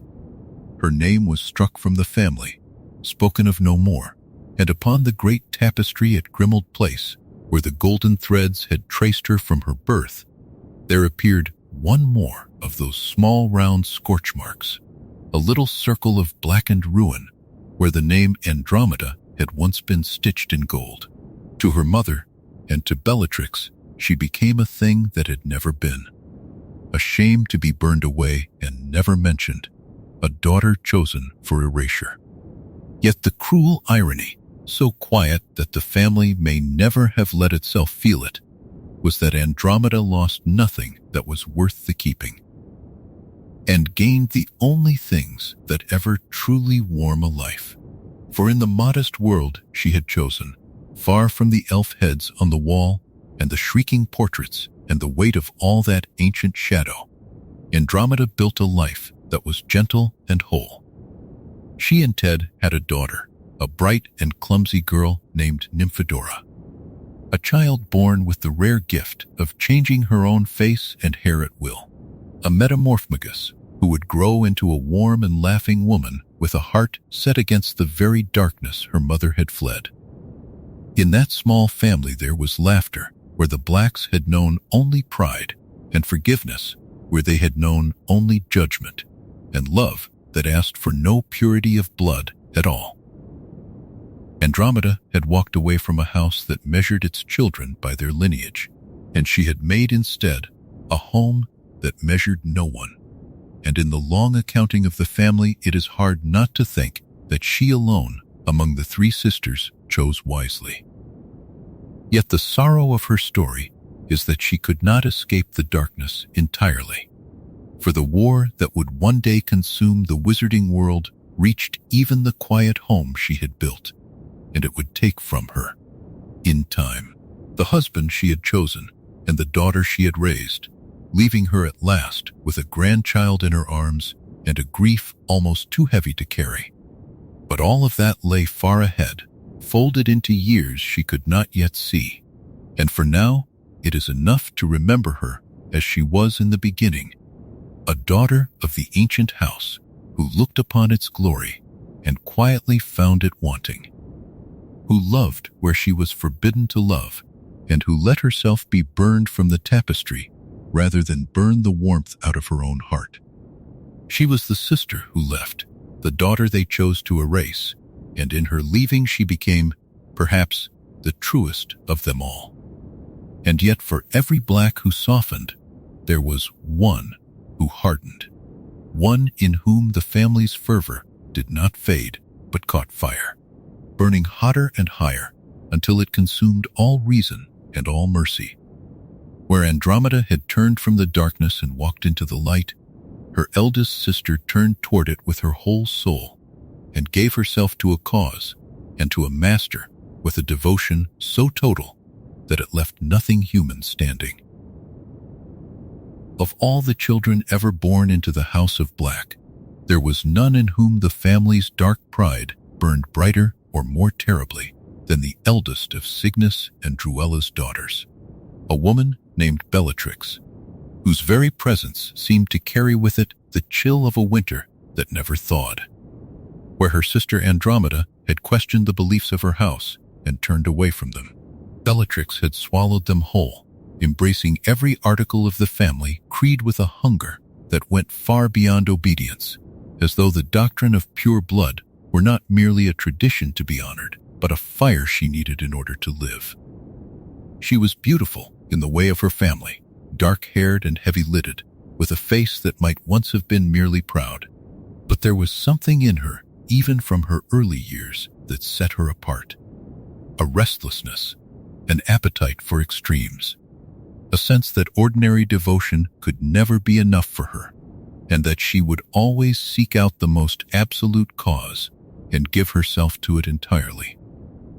She was born into wealth and married into it again, for she was joined in marriage to Rodolphus Lestrange, a man of another old and pure-blooded family, and by every outward measure she ought to have lived the sheltered and gilded life for which her upbringing had prepared her. Yet Bellatrix was never made for comfort, and the marriage was, in the deepest sense, beside the point of her existence, for her true devotion was never given to a husband. It was given to another, to the wizard who had risen out of the shadows, promising a world remade in the image of pure blood, the one whom she and her kind called the Dark Lord. And to him she surrendered a loyalty so complete that it left no room within her for anything else. Not tenderness, not doubt, not even the ordinary instincts of self-preservation. In him she found the absolute she had always craved, a cause worthy, as she believed, of everything she had, and she poured herself into his service the way a river pours itself into the sea. It was a devotion that asked for no reward and offered no reservation, a giving over of the entire self so complete that in time there was scarcely anything of Bellatrix left that was not shaped by him, no thought she thought that did not turn toward him, no loyalty she held that did not bend, at last, into the single burning loyalty she felt for her master. There was in Bellatrix a cruelty that even among the Death Eaters was spoken of with a kind of wariness, for she did not merely serve her master's cause, she delighted in it. She took pleasure in the suffering of others, in the breaking of those who stood against her, and she wielded the darkest of curses, not with reluctance, but with a terrible joy, as though the pain she caused were a form of worship, an offering laid at the feet of the one she adored. Among her many acts of cruelty, none is remembered with more sorrow than what she did to a gentle and gifted couple, Frank and Alice Longbottom, two brave people whom she and her companions tortured past the edge of reason in search of knowledge they would not surrender, leaving them broken in mind and lost to their own son forever. It was a crime so monstrous that it could not be hidden, and for it Bellatrix was at last taken and tried and sent away to the darkest prison in the wizarding world. That prison was Azkaban, a fortress set upon a lonely rock in a cold and restless sea, guarded by the dreadful hooded creatures called Dementors, whose very presence drains all warmth and all happiness from the air, leaving their prisoners to drown slowly in their own worst memories. Most who entered that place were hollowed out within a few short years, their minds worn smooth by despair, their faces made blank by the endless cold. Yet Bellatrix, it is said, did not break as others broke, for the thing that sustained her was not happiness, which the Dementors could steal, but faith, a dark and unyielding faith in the master she believed would one day return and set her free. Through more than a decade in that terrible place, she held fast to her devotion. And where other prisoners forgot their own names, she remembered only that she had been the most loyal of all his servants, and that memory, cold as iron, kept her strangely whole, even as it slowly stripped away the last of her sanity. For this was the great tragedy hidden inside her fervor, that the very devotion which preserved her also destroyed her, curdling year by year within the walls of Azkaban into something that could no longer be called love or loyalty at all, but only madness. When at last she escaped, breaking free along with other faithful followers of the Dark Lord to serve him once more in his return, she came out of that prison changed, wild-eyed and unpredictable, her cruelty no longer sharpened by any purpose beyond itself. She had gone into Azkaban a fanatic, and she came out a woman for whom the line between devotion and derangement had wholly dissolved, and in the years that followed, she became her master's most fearsome instrument, a devoted killer who asked no reasons and felt no remorse, striking down any who stood in her path with the same terrible eagerness she had always shown. It is one of the bitter sorrows of the House of Black that its members so often turned their cruelty upon their own, and Bellatrix was the sharpest example of this. For the family that had cast out Andromeda for love found in Bellatrix a daughter who would hunt down and kill her own blood without a flicker of hesitation. She looked upon her cousin Sirius, who had rejected the family's darkness, not as kin, but as a traitor deserving of death. And she looked upon her niece, Andromeda's child, with the same contempt her family reserved for all who had strayed from the sacred line. In her, the doctrine of pure blood had reached its final and most poisonous form, a belief so absolute that it turned even the bonds of family into targets, a devotion so total that it left her capable of loving nothing that lived and destroying everything that did not bow. And yet, for all her power and all her terror, there was something almost pitiable in Bellatrix at the last, for she had given her entire self to a master who could not love her back, pouring a lifetime of ferocious loyalty into a cause that saw her only as a weapon to be used. She had traded away every softness a human heart can hold, every mercy, every doubt, every ordinary joy, and she had received in return only the cold approval of a man who valued her for her cruelty and nothing more. Where her sister Andromeda had walked away from the family and found love, Bellatrix had stayed and found only ruin, becoming in the end not the proud daughter of an ancient house, but a hollow vessel filled entirely with someone else's darkness, the most fanatical of all the Blacks and the most utterly lost. But there was one more sister, the youngest of the three, and she was neither the one who fled nor the one who burned, but something quieter and, in her own way, harder to read.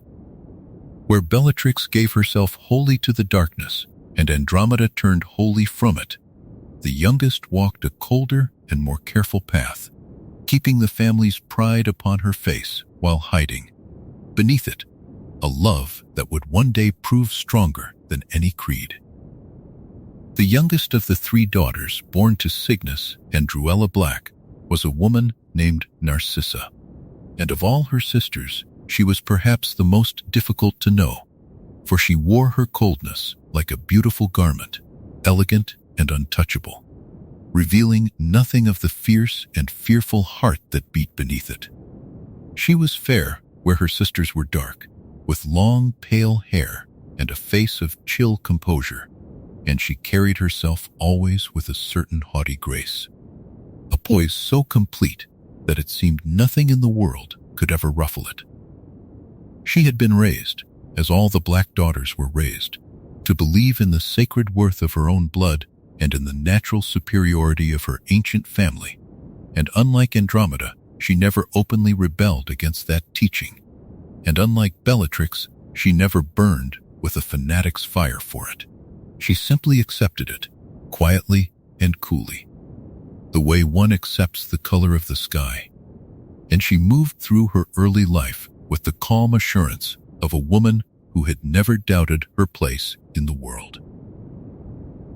In keeping with the expectations of her house, Narcissa married a man of impeccable pure blood standing, Lucius Malfoy, the heir of a family every bit as proud and as wealthy as her own. And in doing so, she bound the House of Black to the House of Malfoy and took her place as the elegant mistress of a great and glittering estate. From the outside, her life must have looked like the perfect fulfillment of everything her family valued: a splendid marriage, a magnificent home, a husband high in the councils of the powerful, and all the cold luxury that ancient wealth can buy. She kept the beliefs of her upbringing, looking down upon those of lesser blood with the same quiet disdain her family had always shown. And she stood beside her husband as he tied his fortunes to the rising darkness, to the Dark Lord, and his promise of a world purified. She was, in every outward sense, a loyal daughter of her house, and no one looking at her cool and lovely face would have guessed that within her there lived a love fierce enough to break every rule she had ever kept. For Narcissa had a son, a single child named Draco, and in him she found the one thing that mattered to her more than blood or pride or the favor of any dark master. The one love before which all her cold certainties would eventually give way. She had been raised to place her family above all things, but somewhere in the raising of her boy, that vast abstract devotion narrowed and deepened into something entirely different: a mother's love, absolute and unreasoning, that cared nothing for causes and everything for the living child before her. She had accepted the darkness so long as it cost her nothing she could not spare, but she had never truly understood, until it was almost too late, that the cause to which her family had bound itself would one day demand from her the only thing she was not willing to give. And when at last it did, when the war her husband had welcomed reached into her own home and laid its hand upon her son, the cold grace that had always defined her began to crack, and the frightened mother beneath it began to show. There came a time when the Dark Lord, displeased with the failures of the Malfoy family, laid upon young Draco a task so terrible and so far beyond his years that it was surely meant as a punishment, a burden almost certain to end in his death. Narcissa watched her son be handed this impossible charge, watched him grow pale and haunted beneath a weight no boy should bear. And in her helplessness, she did something that no proper daughter of the House of Black would ever have dared. For she went in secret and in desperation to seek help outside the circle of her master's will, binding another to protect her child by the deepest and most dangerous of magical vows. It was an act of quiet defiance dressed as devotion. A mother risking everything, even the fury of the Dark Lord himself, on the small chance that it might keep her son alive. And it revealed at last what had always been hidden beneath her frozen composure: that Narcissa's true faith was not in purity of blood at all, but in the boy she had brought into the world. As the war drew toward its final and most terrible hour, the fear that had been growing in her for years hardened into a resolve that would change the course of history, though few at the time understood what she had done. When the great battle came at last to the ancient school where her son had gone as a child, and when the Dark Lord believed his enemy destroyed, it fell to Narcissa to go into the dark forest and confirm whether the boy who had stood against her master was truly dead. She knelt beside him in the shadow of the trees, and in that moment she cared nothing for the war or the cause or the triumph of the darkness, but only for one thing, whether her own son still lived and waited within the castle walls. And so, feeling the faint breath of life still in the young man before her, she chose to lie, whispering to her master that his enemy was dead when he was not, betraying the Dark Lord himself in a single quiet breath, because it was the only way she could return to the one she loved.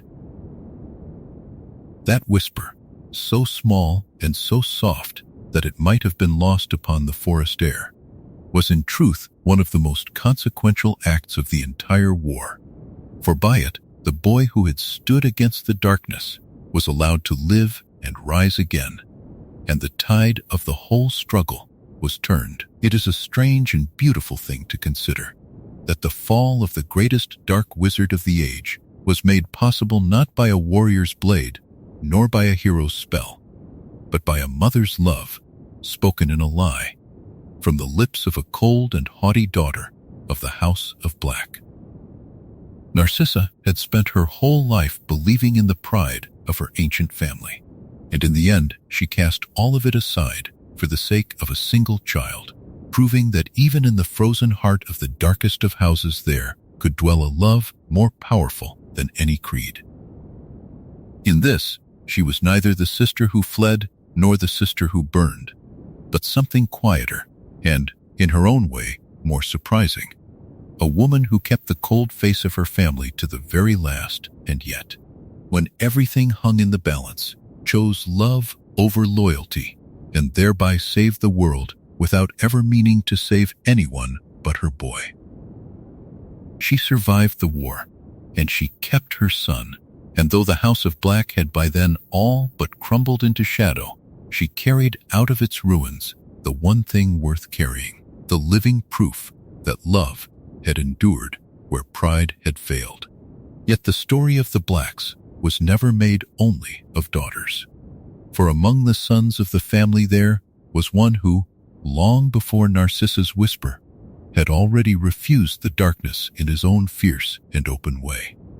A boy who could not bend himself to a single article of the family's faith. In the long and shadowed history of the House of Black there was one child who seemed almost from birth to belong to another family entirely. A boy named Sirius, the elder son of Orion and Walburga Black, born into the very heart of the ancient darkness, and yet unable, from his earliest years, to breathe its air. He grew up in the tall and gloomy house at number 12, Grimmauld Place. Among the elf heads upon the walls and the shrieking portraits and the great tapestry that traced his ancestors across the centuries, and he was taught, as every black child was taught, that his blood set him above the ordinary world, and that loyalty to the family and its creed was the highest duty a person could hold. Yet where his younger brother absorbed these lessons willingly, Sirius seemed to recoil from them at every turn, as though something in his nature simply could not be made to bow.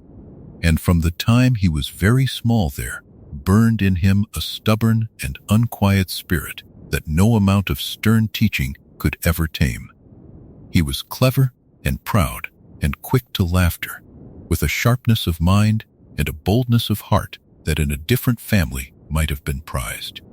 But in the House of Black these qualities were dangerous, for they led him to question the very beliefs upon which his family had built its identity. He looked upon the doctrine of pure blood that his mother held so fiercely, and he could not bring himself to believe it. And he looked upon the family's contempt for those of lesser lineage, and he found in himself no answering contempt at all, only a growing distaste for the coldness and the cruelty that surrounded him. Long before he was old enough to leave home, he had already begun, in 100 small ways, to set himself against the world he had been born into. And the tall, dark house that felt to his brother like a fortress of pride felt to Sirius like a prison, airless and haunted, from which some part of him was always trying to escape. The great turning of his young life came when he reached the age at which the children of wizarding families are sent away to the school of Hogwarts, there to be sorted among its 4 houses according to the deepest qualities of their hearts. For as long as anyone could remember, the children of the House of Black had been sorted without exception into Slytherin, the house of ambition and cunning, the house that prized the old bloodlines and the old ways, and it was simply assumed by his parents and by all his kin that Sirius would follow the same unbroken path his ancestors had walked for 1,000 years. Yet, when the ancient sorting hat was placed upon his head, it did not name him a Slytherin at all, but called out instead for Gryffindor, the house of the brave and the bold and the daring, the house that stood in the deepest opposition to everything his family held dear. In that single moment, before he had even chosen anything for himself, the difference that had always lived within him was spoken aloud for the whole school to hear, and the boy who could not belong was marked forever as an outsider in his own blood. To be sorted into Gryffindor was, for a son of the House of Black, very nearly an act of treason, and it set Sirius upon a collision course with his family, from which there could be no turning back. His mother, the fierce and fervent Walburga, looked upon her elder son's new house as a stain and a betrayal, and the home to which he returned in the holidays grew colder and more hostile with every passing year, filled with reproach and with the constant weight of a family's disappointment. Yet at Hogwarts, far from the gloom of Grimmauld Place, Sirius had found for the first time in his life a place where he could truly breathe, and there he formed the friendships that would come to mean more to him than any tie of blood, binding himself to a small band of companions who accepted him wholly for who he was, rather than for the name he carried. Chief among these friends was a boy named James Potter, whose family, though pure of blood themselves, held none of the cold contempt of the Blacks and welcomed Sirius as though he were one of their own. Alongside James there were 2 others, a quiet and gentle boy named Remus Lupin, who carried a secret sorrow of his own, and a smaller, more timid boy named Peter Pettigrew, who clung to the edges of their brightness, and together the 4 of them became inseparable, a fellowship of mischief and loyalty who called themselves the Marauders. In their company Sirius found the family his own house had never given him, a family chosen freely rather than inherited by blood, built not upon purity and pride, but upon laughter and trust, and a fierce devotion to one another that would endure through the darkest years to come. Among them the rebel, who could not belong to the House of Black, belonged at last, completely and joyfully, and something in his restless heart finally found its home. It is one of the deep truths of his story that Sirius never rebelled out of mere wildness or a taste for defiance for its own sake, though defiance came easily to him, but out of a genuine and unshakable rejection of the darkness his family embraced. He could not stomach the cruelty, the contempt, the worship of blood and lineage above kindness and worth, and rather than swallow beliefs he found monstrous, he chose the far harder path of standing against his own kin, knowing what such a choice would cost him. Where his cousin Bellatrix gave herself wholly to the darkness, and his cousin Narcissa kept its cold face while hiding a secret love, Sirius alone among the young Blacks set himself openly and entirely against the family creed, and he did so not in secret, but in the full light of day, wearing the scarlet and gold of Gryffindor as though it were a banner raised in open rebellion against 1,000 years of shadow.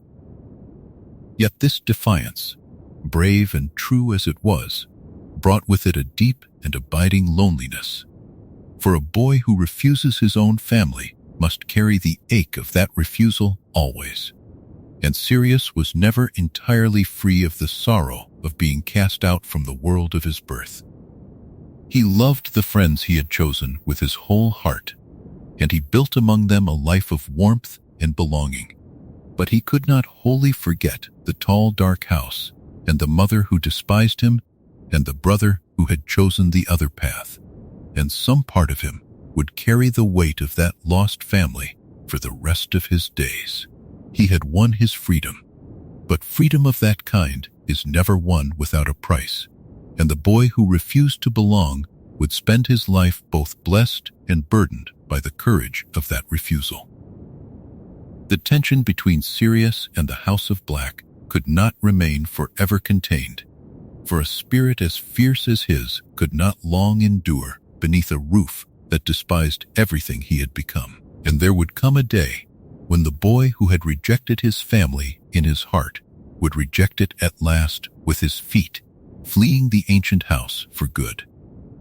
There was, in the story of the House of Black, a boy who carried the family name like a coat that never quite fit his shoulders, and his name was Sirius, the eldest son of Orion and Walburga, born to be an heir and raised to be a monument, though he would grow into neither. From his earliest years, he had felt the walls of number 12, Grimmauld Place, pressing close around him, the dark paneling and the drawn curtains and the endless portraits of ancestors who watched him with narrowed, painted eyes. And while other children might have found comfort in belonging to something ancient and grand, he found only the slow, smothering weight of a family that loved its pride far more than it loved its children. He was a bright boy, quick and clever, and full of a restless fire, and even as a small child he had asked the sorts of questions that the House of Black did not permit, wondering aloud why blood should matter more than kindness. Why a witch or a wizard born to Muggle parents should be counted as anything less. Why the tapestry on the drawing room wall held so many burnt and blackened holes where names had once been stitched in gold. His mother, Walburga, did not answer such questions with patience. She answered them with cold fury and with punishment, and the more she tried to shape him into the perfect, pure-blood son, the more he pulled away from everything she believed, until the distance between the mother and the boy became a silence that neither of them could cross. The first great fracture came on the day that Sirius left for Hogwarts, where the ancient sorting hat was placed upon his head, and where, against 1,000 years of tradition, against every Black who had ever walked those halls, the hat did not call out the name of Slytherin. It called instead for Gryffindor, the house of the brave and the bold and the reckless of heart, the house that his family regarded as little better than a den of blood traitors and fools. And in that single moment, seated on a stool beneath the floating candles of the Great Hall, Sirius became the first of his line in living memory to be sorted anywhere else. He felt the shock of it ripple back to the house on the crooked square in London, and he knew that a letter would come, and that it would not be kind, and yet, a part of him, a large and growing part, felt lighter than it ever had before. At Hogwarts he found what he had never found at home, for it was there, in a compartment of the Scarlet train, that he had already met a boy named James Potter, and the two of them had recognized in each other something quick and mischievous and true, a friendship that would become the great anchor of his youth. Around them gathered the others who would come to be known, in whispered legend, as the Marauders, for there was Remus Lupin, gentle and clever, and burdened by a secret he carried in his blood, and there was Peter Pettigrew, small and eager and always trailing at the edges, and together the four of them roamed the castle and the grounds and the years, building a bond that felt, to Sirius, more like a family than the family into which he had been born. They were loyal to one another, with the fierce and total loyalty of the young, and they went to lengths that no other students dared. learning in secret the difficult and forbidden art of becoming animagi, transforming their very bodies into the shapes of animals, so that they might keep their friend Remus company on the nights when the full moon rose and his affliction took him. Sirius became a great black dog, shaggy and grinning and enormous, and in that shape he ran through the darkness of the forbidden forest beside a stag and a rat and a werewolf. And though it was a dangerous and reckless thing they did, it was also, in its way, one of the purest acts of friendship in all the long history that this tale has told. For they did it not for glory, but for love of one who suffered alone. Yet all the while, the house on Grimmauld Place waited behind him like a shadow he could not outrun, and every summer he was called back into it, back into the cold and the curses and the endless quarrels with his mother, whose portrait would one day scream its hatred, but who in those years screamed it with a living voice. His younger brother, Regulus, had followed the family path without complaint, sorted into Slytherin, praised and favored, and held up as the son who understood his duty. And the contrast between the two brothers grew sharper with every passing year, until the great house seemed to hold two sons who shared a name and a bloodline, and almost nothing else at all. The final break came in the summer, when Sirius was 16 years of age, a night when the tension inside the walls of number 12 at last snapped past the point of mending, and rather than endure another season beneath his mother's roof, he gathered what little he wished to keep, and he walked out of the ancient house of his fathers, out of the darkness and the dust. And he did not look back. He went to the one place where he knew a door would open for him, to the warm and ordinary home of the Potters. And there James and his parents, Fleamont and Euphemia, took him in as though he had always been their own, and gave him the thing his blood had never given him, which was simply a place where he was wanted. When the news reached Walburga that her eldest son had abandoned the family for a household of blood traitors, she did what the House of Black had always done to those who betrayed its creed. And she went to the great tapestry on the drawing-room wall, the woven record of 1,000 years, and she pressed the tip of her wand to the golden thread that bore his name.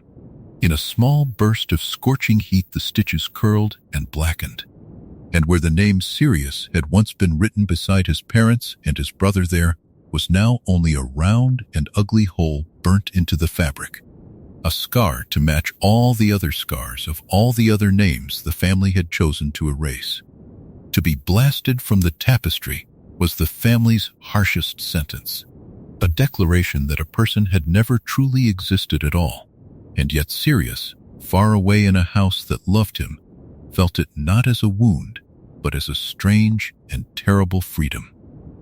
He would carry that freedom for years, this boy who had refused to belong, and it would shape the man he became, brave and loyal and quick to laughter, but also marked always by the loneliness of one who had left everything behind.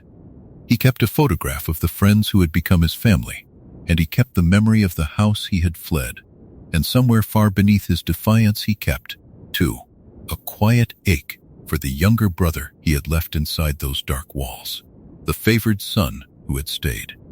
For while Sirius ran toward the light, Regulus was walking, slowly and proudly, and with all the certainty of youth, straight into the shadow that would one day swallow him whole. While the eldest son of the House of Black had fled its darkness for the light, there remained within the walls of number 12, Grimmauld Place, a second son, quieter and gentler in his ways, who had chosen to stay, and his name was Regulus Arcturus Black, the boy who was everything his parents had ever wished the family to produce. Where Sirius had been fire and rebellion, Regulus was a softer flame, dutiful and studious and eager to please, and he grew up in the long shadow of his older brother, watching the quarrels and the punishments and the slow poisoning of the household, and from all of it he drew a lesson opposite to the one his brother had drawn, for he decided that he would be the good son, the one who did not disappoint, the one who made his mother proud. He was named for a star, as so many of the blacks had been, for Regulus is one of the brightest lights in the heavens, the heart of the lion in the great constellation of Leo. And there was something fitting in the name, for the boy did shine in his own careful way, with the light of a child who has learned exactly what is expected of him and has resolved to give it. He was sorted into Slytherin as every proper black had always been, and in that house he found the approval he craved, surrounded by children of the old families who spoke, as his own family spoke, of blood and purity and the ancient right of wizards to stand above the ordinary world. He believed it all, in the way that the young believe the things they are told by everyone they love, without doubt and without question, and he wore the family creed like a badge of honor. His mother, Walburga, adored him, and after the shame of losing her eldest to the Potters and to Gryffindor, she poured all of her thwarted pride into her younger son, holding him up as the proof that the House of Black had not entirely failed. Regulus was praised for his loyalty, praised for his cleverness, praised for the very qualities of obedience that had made his brother feel like a prisoner, and he drank it in gladly, for he had watched Sirius destroy himself in his mother's eyes, and he did not wish to be destroyed. He was, in those years, not a cruel boy, nor a violent one, but a tender and rather anxious young man who wanted more than anything to belong to something that valued him, and the House of Black, for once, seemed happy to give him that belonging. Into this world of certainty came the rising shadow of a wizard who called himself Lord Voldemort, gathering to his banner the oldest and proudest of the pure blood families with promises that spoke directly to everything the blacks held dear. Promises of a world remade in the image of ancient blood, a world in which wizards of pure descent would rule and the Muggle-born would be swept aside. To a family that had carved the words Toujours Pur above its very heritage, always pure. This was not the message of a monster, but the fulfillment of a 1,000-year dream, and the House of Black rejoiced to see so many of its own drawn into the Dark Lord's service. Regulus, young and ardent and hungry to prove his worth, listened to the whispers and the promises with the shining eyes of a believer, and he wanted, with all the fervor of his 16 years, to be counted among the faithful. He was still very young, no more than a boy in truth, when he took the step that would seal his fate, offering himself to the service of the Dark Lord and receiving upon the pale skin of his left forearm the burning brand of the Dark Mark, the skull with the serpent coiling from its mouth, the sign that he now belonged, body and loyalty, to the darkest wizard of the age. He had watched his cousin Bellatrix, the fiercest and most fanatical of all the blacks, throw herself into that service with a devotion that bordered on ecstasy, and he had heard the drawing room fill with the proud talk of a family whose children were rising in the ranks of a great and glorious movement. And he had wished, with the simple longing of a boy who wanted to be worthy, to stand among them as an equal. His family regarded it as a great honor, a triumph, the highest expression of everything they had raised him to be. And his mother's pride in that season was a fierce and glowing thing, for her good son had done what her rebel son never would, and had bound himself to the cause of pure blood glory. Yet even as the household celebrated, there was something in Regulus that did not entirely settle, some quiet unease beneath the pride, for he was, at his core, a thoughtful and observant young man, and the service of the Dark Lord was not the clean and noble thing that the drawing room whispers had promised. He began to see, slowly and then more clearly, the true nature of the cause he had joined, the cruelty of it, the casual and endless violence, the way the great families who had believed themselves masters were in truth only servants, and disposable servants at that, valued by their master only for as long as they were useful, and discarded without a thought the moment they were not. The boy who had joined out of belief and belonging began to understand that he had given himself to something that believed in nothing but its own power, and that felt no loyalty in return for the loyalty he had offered. Through all of this, Regulus was never alone in the great dark house, for there had always been one faithful companion at his side. The ancient house elf creature, who had served the family for many long years, and who loved the younger son with a devotion that bordered on worship. Creature had watched Regulus grow from a small boy into a young man, had brought him his meals and mended his robes and listened to his childhood confidences, and the bond between the elf and the boy was one of the few things in that cold house that was truly warm. It was a bond that would matter more than either of them could have known, for it would soon carry them both toward a secret so terrible that it would change the very course of the young wizard's life, and would set him upon a path from which there could be no return. For the Dark Lord, in his endless hunger to escape death, had need of many things and many servants, and he thought nothing of using the creatures of his followers as tools to be spent, and so it came to pass that he called upon the household of the Blacks to lend him their house elf for a certain task. Regulus, still the dutiful servant of his master, offered creature freely, never imagining what would be asked of the faithful old creature, never imagining that this small act of obedience would tear away the last of the veils that hid the truth of the man he served. What happened to creature in the days that followed, and what the elf brought home in his grief and his terror, would open the eyes of Regulus Arcturus Black at last, and would turn the good and obedient son into something his family had never made him, and never wished him to be, which was a boy prepared to defy the darkest wizard in the world.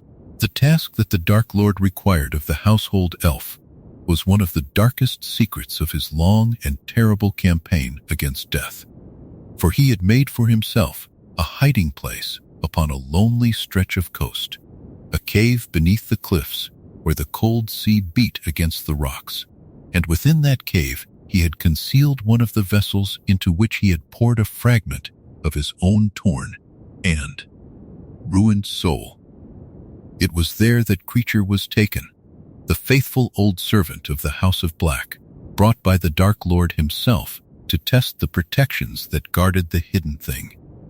And it was there, in the darkness beneath the earth, that the elf was made to drink a dreadful potion that burned him from within and filled his mind with visions of despair, all so that the Dark Lord might know whether a lesser creature could survive the ordeal.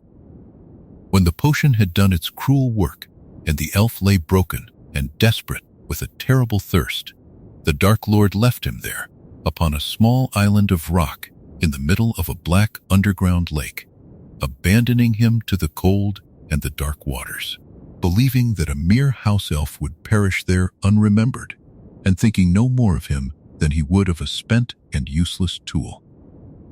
But the Dark Lord, for all his cunning, did not understand the nature of elf magic, nor the strength of the bond that tied creature to the family he served, and he did not know that Regulus had commanded the elf to return home when his task was done.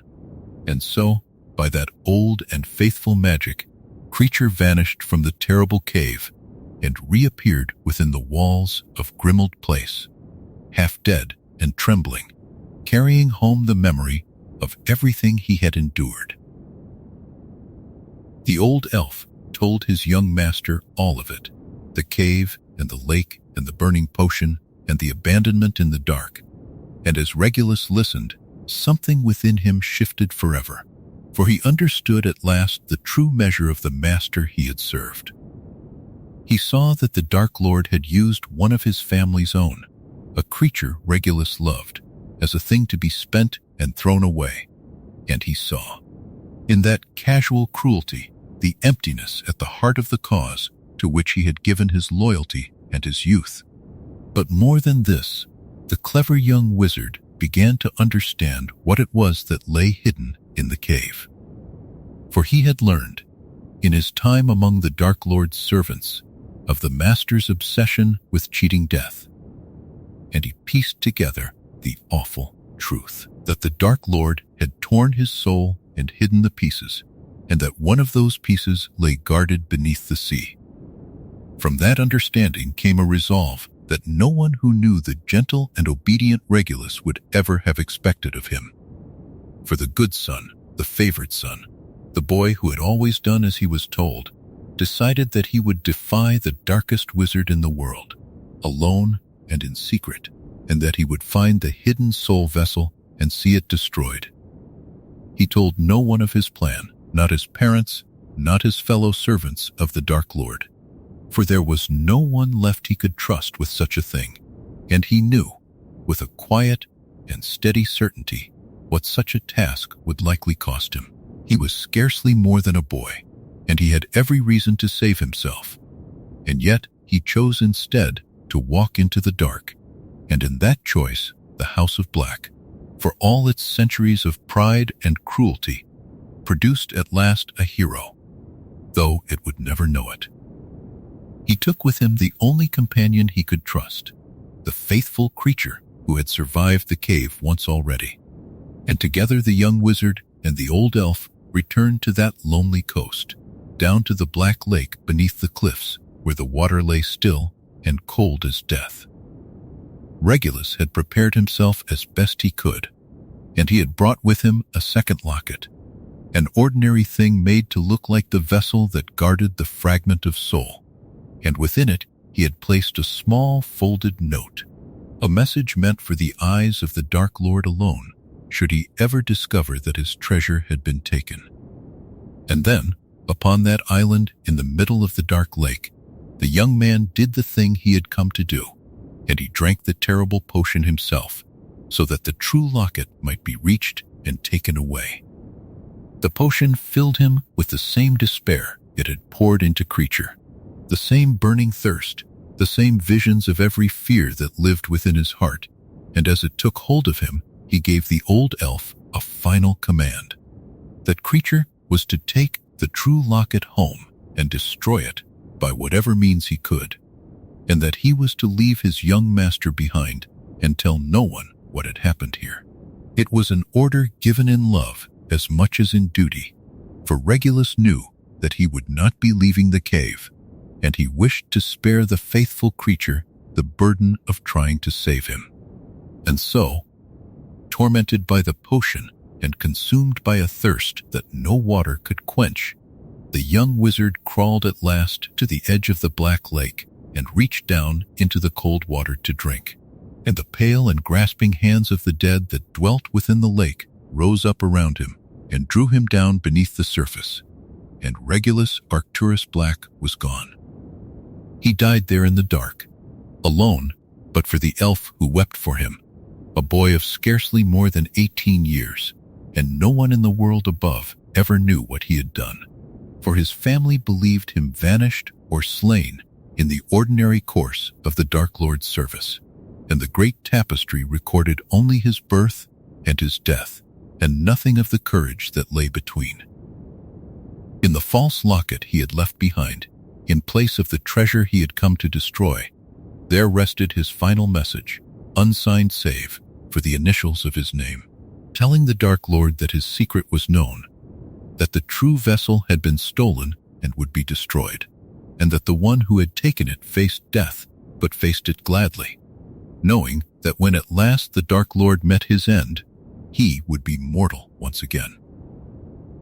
There was, in the manner of his ending, a kind of terrible symmetry, for the House of Black had always taught its children that blood was everything, and that loyalty was owed to family and to purity above all else. And Regulus had at last turned that lesson toward a truth his parents had never intended, giving his loyalty not to a creed of hatred, but to the simple conviction that the darkest wizard in the world must be stopped, whatever the cost. He had begun his short life as the good and obedient son, shaped by every expectation the family could place upon him, and he had ended it as a rebel far greater than his brother had ever been, though his rebellion was silent and unseen and utterly alone. It was a small and secret defiance, hidden for many years beneath the sea, and then hidden again within the very walls of Grimmauld Place. For the faithful creature, unable to destroy the true locket despite all his efforts and grieving beyond all comfort, carried it home and kept it, and the story of the youngest son's sacrifice slept unknown in the dark of the old house. The favored child of the House of Black, raised to serve the darkness, had in the end turned against it and given everything to see it undone, and though no monument marked his courage and no living voice praised his name, the quiet truth remained that the gentlest of the Blacks had been, in the end, among the bravest.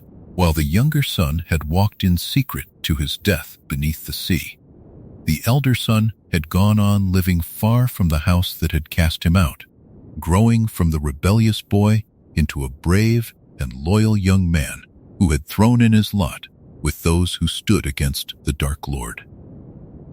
Sirius Black had joined the Order of the Phoenix alongside his dearest friend, James Potter. And when James married the gentle and gifted Lily, and the two of them brought a son into the world, it was Sirius they chose to be the child's godfather, an honor he accepted with all the fierce devotion of his loyal heart. The boy was named Harry, and Sirius loved him from the first, this small child of the friend who had become his brother. And it seemed for a time that the outcast of the House of Black had found, at last, a family entirely of his own making. But those were dark and dangerous years, for the Dark Lord was at the height of his power, and the Potters, marked for death by a terrible prophecy, were forced into hiding, trusting their very lives to a secret charm that would conceal them from all who wished them harm. The charm required a keeper, a single trusted soul who alone would hold the secret of their hiding place, and Sirius, knowing himself to be the obvious choice, and fearing that this made him too obvious a target, persuaded James to give the role instead to another of their old friends, the small and unremarkable Peter Pettigrew, who no one would ever suspect. It was a plan born of love and caution, and it should have kept the Potters safe, but it carried within it a betrayal that no one saw coming. For Peter had already gone over to the service of the Dark Lord, and the trust placed in him became the very knife that would pierce the family's heart. Peter gave up the secret, and on a terrible night the Dark Lord came to the Potter's hiding place and struck down James and then Lily, and would have destroyed the child Harry too, but for the ancient magic of a mother's love that turned the killing curse back upon its caster and left the Dark Lord broken and fled. When Sirius learned what had happened, when he arrived to find the house destroyed and his dearest friends dead, his grief turned swiftly to a burning rage, and he set out to hunt down the traitor who had sold them, the friend who had betrayed them all. But Peter was cunning in his cowardice, and when Sirius cornered him at last upon a crowded street, it was Peter who acted first, shouting an accusation for all the passing crowd to hear, before blasting the street apart with a hidden curse, killing more than a dozen bystanders and cutting off his own finger, and then transforming into the rat he had secretly learned to become, and vanishing down into the drains below. To all the world it appeared that Sirius Black was the guilty one, the trusted friend who had betrayed the Potters to their deaths and then murdered a fellow wizard and a street full of innocents, and there was no one left alive to speak the truth, for the only witnesses were dead, and the traitor had escaped in the body of a rat. Sirius was seized amid the ruin and the smoke, and in the shock of his grief and the horror of the moment he did the only thing left to him, which was to laugh, a wild and broken laughter at the terrible completeness of the trap that had closed around him. He was given no trial, no chance to speak, no defender to plead his cause, for his guilt seemed so plain that no one thought to question it. And so the innocent man was carried away to the most dreadful prison in all the wizarding world. That prison was Azkaban, a bleak fortress upon a barren island far out in the cold northern sea, guarded not by walls alone, but by the Dementors, those foul and hooded creatures that feed upon all happiness and hope, draining from every prisoner the memory of joy and leaving behind only the coldest and darkest of thoughts. Most who were sent to Azkaban lost their minds within its walls, drowning in despair until nothing remained of who they had been. And for 12 long years, Sirius Black endured that living death, surrounded by cold and darkness, hearing again and again in his mind the deaths of the friends he had failed to save. Yet he did not lose himself as the others did, and the reason was strange and quiet and terrible, for he held on to one thought that the Dementors could not take from him, the knowledge that he was innocent, a thought so bleak and joyless that it gave the creatures nothing to feed upon, and so it stayed with him through all the long years and kept a small ember of his mind alight. There was, too, another secret that helped him survive, for Sirius had never told his captors of the ability he had learned in his school days, the power to transform himself into a great black dog. And in that animal shape his thoughts grew simpler and his despair grew easier to bear, so that the Dementors, sensing only the dulled emotions of a beast, could not drain him as they drained the others. Season after season he lay in his cell, wasted and gaunt, his handsome face grown hollow and his eyes sunken, and he waited, though for what he hardly knew, until the day came at last when a chance discovery changed everything. For he was shown, one day, a photograph in a newspaper, a picture of a family and their pet, and there upon a boy's shoulder sat a rat, and the rat was missing a toe, and in that instant Sirius knew, with a cold and sudden certainty, that the traitor Peter Pettigrew was alive and hidden, and that he was living close to the one person Sirius had sworn to protect, the godson he had never been allowed to raise. It was a bitter thing to carry, this knowledge, for it meant that the man who had spent 12 years condemned for the murder of his friends had been innocent all along, and that the true betrayer had lived free and comfortable and unsuspected through every one of those long cold years, while the loyal one wasted away in the dark. And yet, the knowledge brought with it something the Dementors could not touch, a purpose so clear and so bright that it burned through the fog of despair like a small, steady light.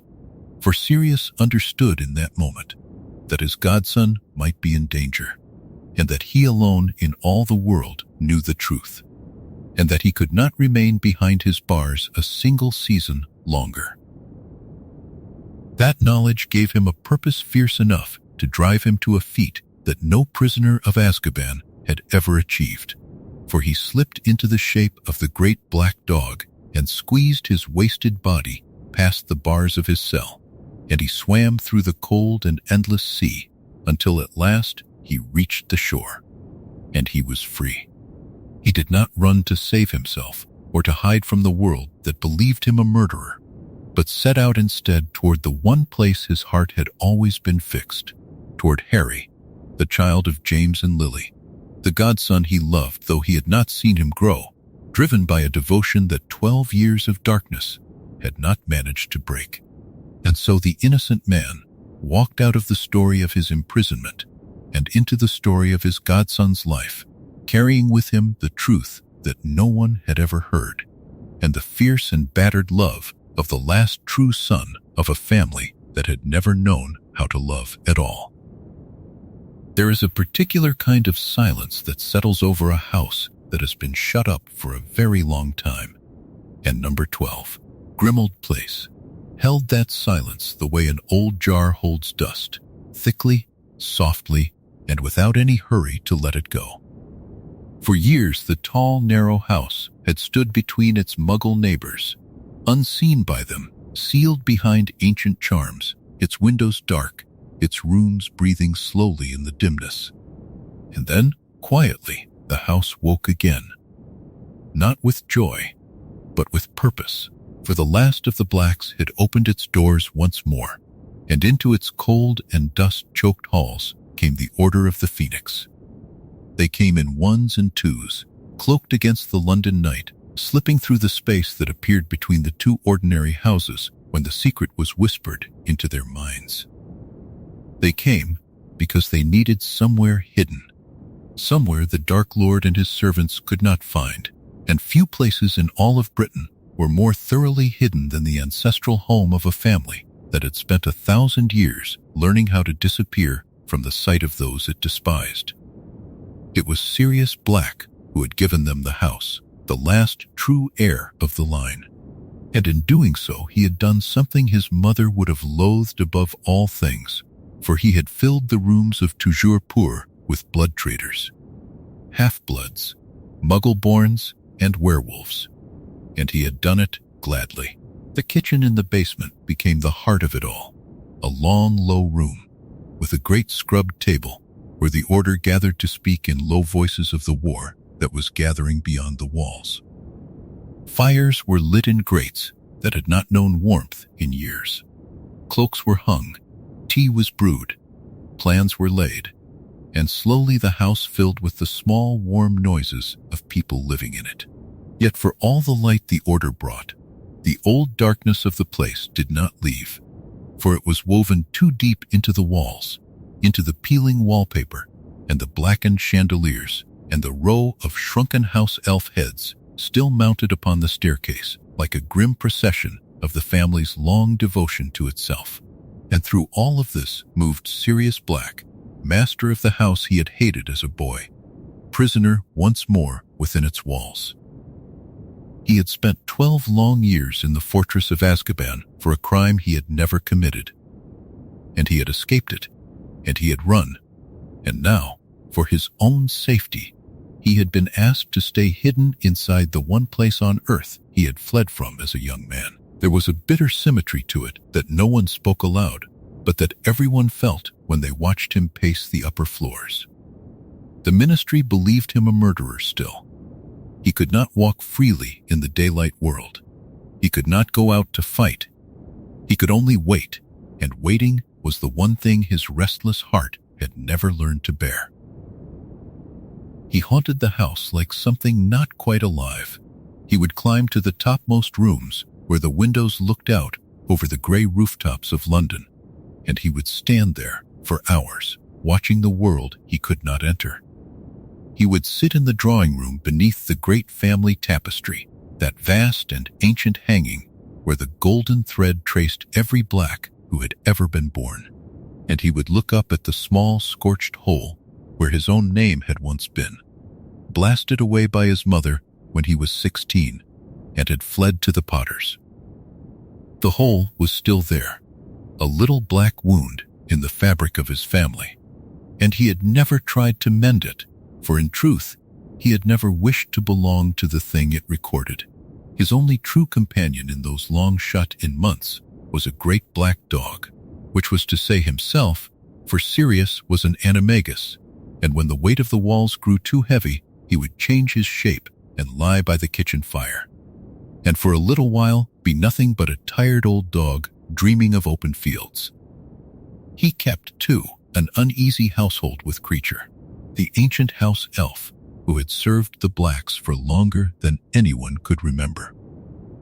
Creature loathed him, muttering endlessly under his breath about blood traders and the shame that had come to the noble house, and Sirius, worn thin by grief and confinement, had little patience left for the bent and bitter Creature. The old elf crept through the shadowed rooms, clutching the few precious relics of his dead mistress, whispering to himself of better days, of the noble sons and proud daughters the house had once known, and he looked upon the master who had returned to him as upon a curse come home to roost. It was one of the great sorrows of that house that the two loneliest beings within it, master and servant, could find in one another only scorn, when each was, in his own way, a prisoner of the same long fall, bound to the same crumbling walls, haunted by the same names, and unable to offer the other even the smallest measure of the comfort each so plainly needed. Above them all, from her heavy frame in the entrance hall, watched the painted eyes of Walburga Black, Sirius's mother. dead these many years, and yet not gone, for her portrait had been fixed to the wall with a permanent sticking charm, and could not be removed. She slept behind her moth-eaten curtains most of the day, but the smallest noise would wake her, and then she would tear the curtains open and shriek her curses into the hall, calling down shame upon the blood traitors and the filth that now filled her house, howling for the honor of a family that no longer existed as she had known it. The order learned to move quietly past her. Sirius learned to endure her, and still the portrait screamed, night after night, a mother's fury outliving the mother, a voice that had never stopped and never would. Yet even in that heavy, haunted place there were moments of gentleness, and they gathered around the boy. For in the summers there came to Grimmauld Place a green-eyed boy with untidy black hair and a lightning scar, Harry Potter, the son of James, the godson of Sirius, the one bright thread in the ruin of the last Black's life. When Harry was in the house, Sirius became something like himself again, warmer, quicker to laugh, alive in a way the empty rooms could never make him. He loved the boy with a fierce and hungry love, the love of a man who had lost everything and been given, late and unexpectedly, one thing back. He wanted to protect him, to keep him close, to give him the family that both of them had been robbed of. And that love, so deep and so desperate, would in time draw Sirius out of the safety of his prison, out into the world, toward the one place he should never have gone. For a war was drawing tighter around them all, and the Dark Lord's mind was reaching, in secret, toward the Department of Mysteries far below the streets of London, toward a hidden hall where a prophecy waited and a strange dark object stood upon a dice. And Sirius Black, the restless heir, the caged dog, the godfather who could not bear to be left behind, would not stay hidden in his mother's house forever. The last true son of the House of Black had spent his whole life running toward the people he loved and away from the family that had made him, and he would run one last time into a place from which there is no returning. Far beneath the streets of London, deeper than the trains and the sewers and the buried rivers, there lay a place the wizarding world spoke of only in careful and lowered tones, the Department of Mysteries. It was a windowless world of black doors and turning walls, of rooms devoted to the great unknowable things, love and time and thought and death. And in one of those rooms, at the very bottom of a stone amphitheater that descended in worn tiers like the seats of some ancient theater, there stood a dais, and upon the dais there stood an archway of crumbling stone, very old, so old that no one living remembered who had raised it. And hanging within the arch there was a veil, a ragged black curtain that swayed and fluttered gently, as though a soft wind stirred it, though the air in that sunken room was always still. Those who came near the veil often felt that they could hear something beyond it, faint voices murmuring just past the edge of hearing, whispering from the other side of the thin, dark cloth. Some who heard the whispering leaned toward it, longing, as though the voices called them by name. Others heard nothing at all and felt only a cold dread of the thing. It was called the Death Chamber, and the archway was as old as sorrow, and no soul that passed through the veil had ever come back to tell what lay beyond it. It was to this place that the war came on a spring night, drawn there by a lie and a longing. For the Dark Lord had planted a false vision in the mind of Harry Potter, a vision of Sirius held captive and tortured in that very hall. And Harry, who loved his godfather as his godfather loved him, had rushed to save a man who was not there. He came with his friends, 6 young people scarcely more than children, and they found not Sirius, but a trap. And out of the shadows of the ministry the Death Eaters came, masked and hooded, to take from them the prophecy the Dark Lord so desired. But the Order of the Phoenix had learned of the danger, and they came too. Through the black doors and down into the sunken chamber they burst, wands blazing in the gloom, and among them, at last free of the house that had caged him, came Sirius Black. He had defied every warning to come. He could not stay behind while his godson stood in mortal peril, and so the caged dog had broken from his mother's house and run once more toward the one he loved.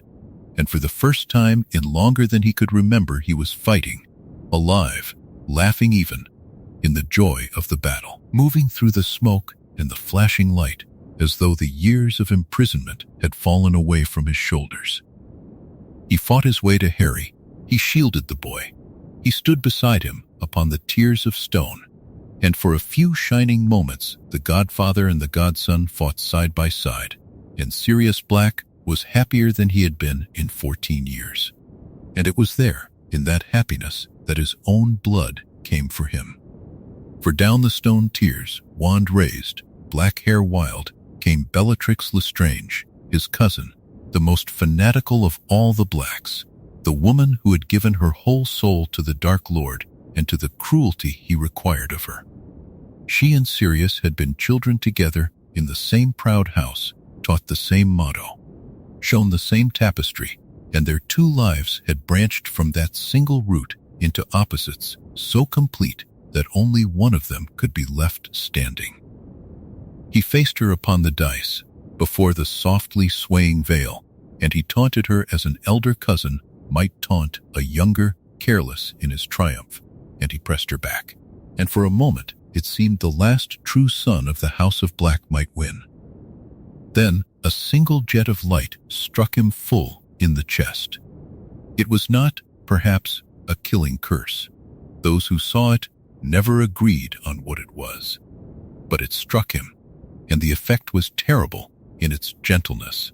For Sirius did not fall, as men fall who are slain outright. His body arced backward with a slow and dreamlike grace, and the laughter was still on his face, the surprise only beginning to reach his eyes, and he seemed to take a very long time to fall, longer than the laws of the world should allow. And where he fell was through the archway, through the ragged black curtain of the veil, which billowed for a moment as though a breeze had caught it, and then settled, and hung still. He did not come out the other side. The curtain swayed once more, and grew still, and where a living man had stood there was now only the empty arch and the soft murmuring of the veil, as though it had swallowed him whole and closed again over the wound of his passing, as still water closes over a stone. There was no body to mourn, no grave to tend, nothing at all left behind, but the memory of the laughter still upon his face as he fell. Harry ran toward the dais, certain that his godfather had only fallen behind the curtain, certain that he would find him there upon the ground. And he had to be held back with all the strength of the grown man who caught him, for there was nothing behind the veil, nothing but the empty archway and the whispering he now understood, the murmuring of all who had passed beyond that threshold and would never again return. Somewhere near, in the smoke of the chamber, Bellatrix Lestrange was laughing, exultant, triumphant, for she had done a great service to her master, and she had struck down a traitor to the ancient blood, and she felt no grief at all, though the man she had killed had once been a boy who shared her name. So passed Sirius Black, the last true male of the House of Black, into the mystery that no living soul has ever solved. He had been born to a family of 1,000 years, heir to a name and a fortune and a creed, and he had refused all of it, and he had suffered for the refusing. 12 years in Azkaban for a crime he never committed, and long gray months caged in his mother's house. And at the end, he had died in the one act that was wholly his own, throwing himself into danger for love of a boy who was not even his son by blood. He left no children. He left no heir of the direct line. With his falling, the tapestry at Grimmauld Place held no living son of the main branch of the House of Black, and the golden thread that had run unbroken for 1,000 years came, in the male line, quietly to its end. Far away, in her cold and elegant house, another of the Black sisters would soon hear of the death upon the dais, and she would feel it differently than Bellatrix had. For Narcissa Black had never given her heart to the Dark Lord as her sister had. Narcissa had given her heart to one thing only, her son, and the war that had swallowed Sirius was closing now around that son, drawing him toward a doom she could not bear. And in time there would come a night in a dark forest when the youngest of the three sisters, kneeling over a boy she was meant to betray, would make a choice of her own and speak a single lie and save the very world she had been raised to despise. Of the three daughters of Cygnus and Druella Black, it was the youngest who had always seemed the coldest and the most perfectly obedient to the creed of her house.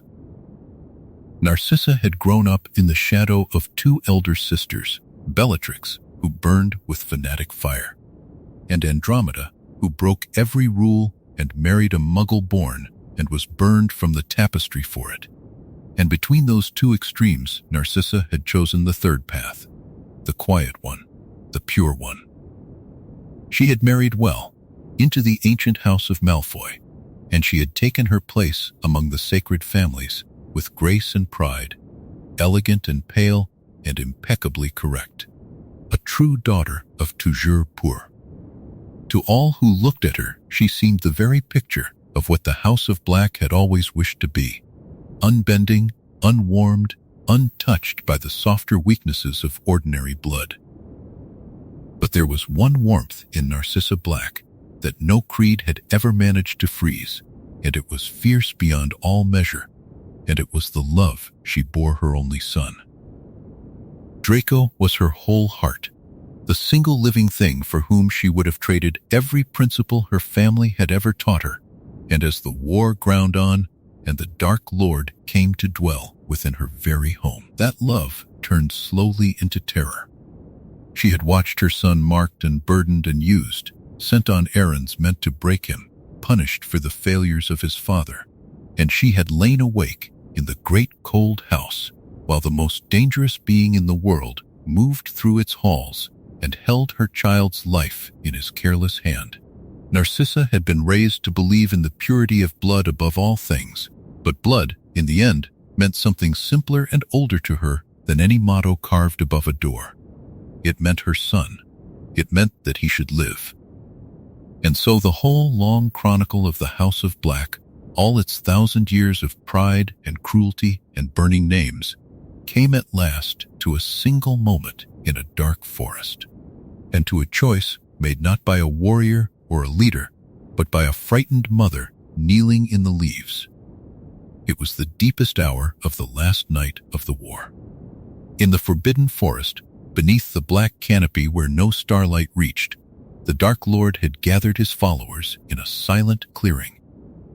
And there, Harry Potter had come to him, unarmed, unresisting, to offer up his own life so that the killing might stop.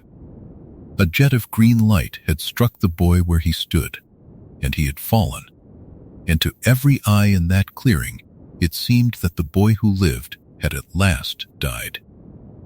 The Dark Lord himself had fallen with the force of the curse, and for a long, strange moment, the whole forest held its breath.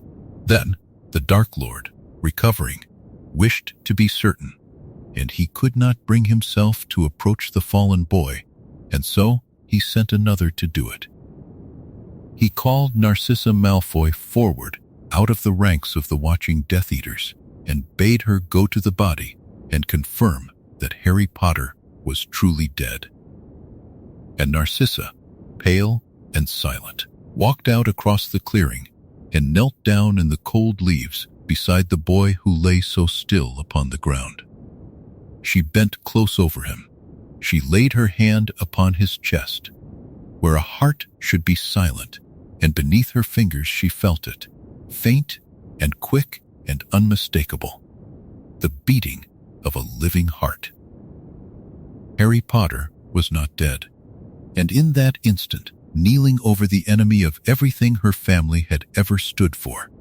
Narcissa Black understood two things at once: that the boy was alive, and that only one thing in all the world mattered to her more than the Dark Lord's favor.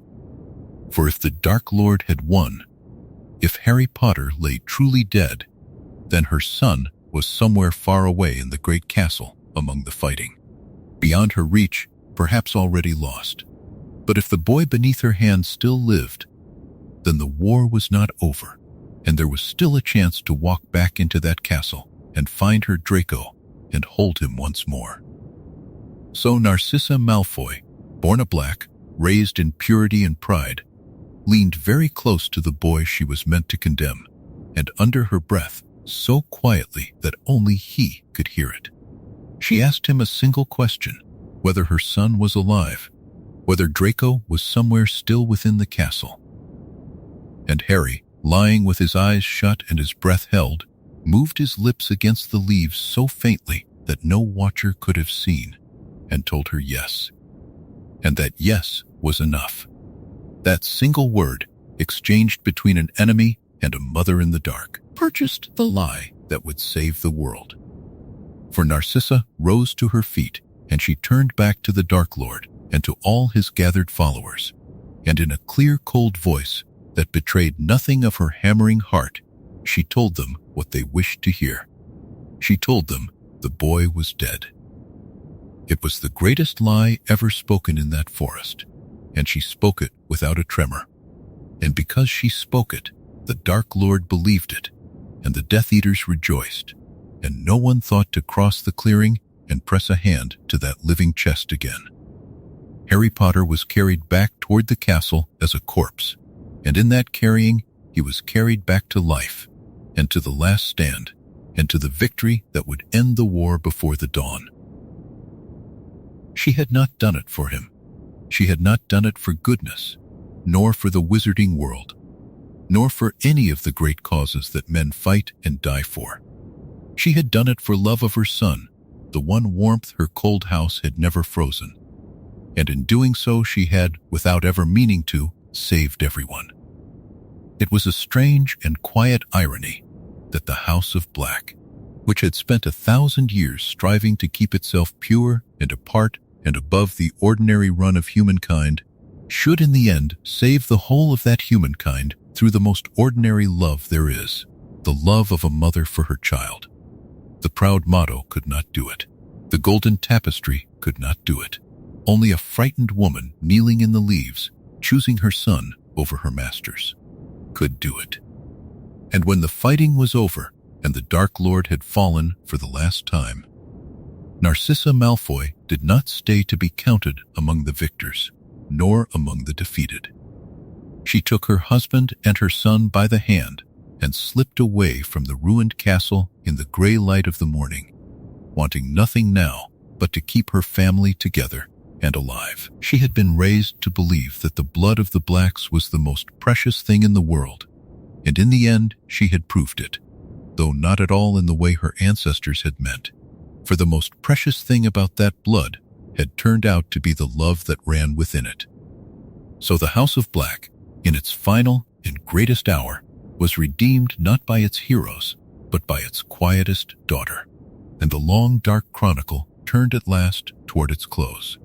The war was ended. The great families were scattered, or broken, or humbled. And of all the golden names once stitched into the tapestry at Grimmauld Place, only a handful now remained alive, to carry whatever was left of that ancient and terrible house into a gentler world. When the war was over, and the dust of the last battle had settled, the great House of Black, which had stood for 1,000 years, was very nearly gone. Its motto still hung carved above a door that few would ever pass through again. Its tapestry still hung upon a drawing room wall, tracing in fading golden thread the names of the dead and the burned and the vanished.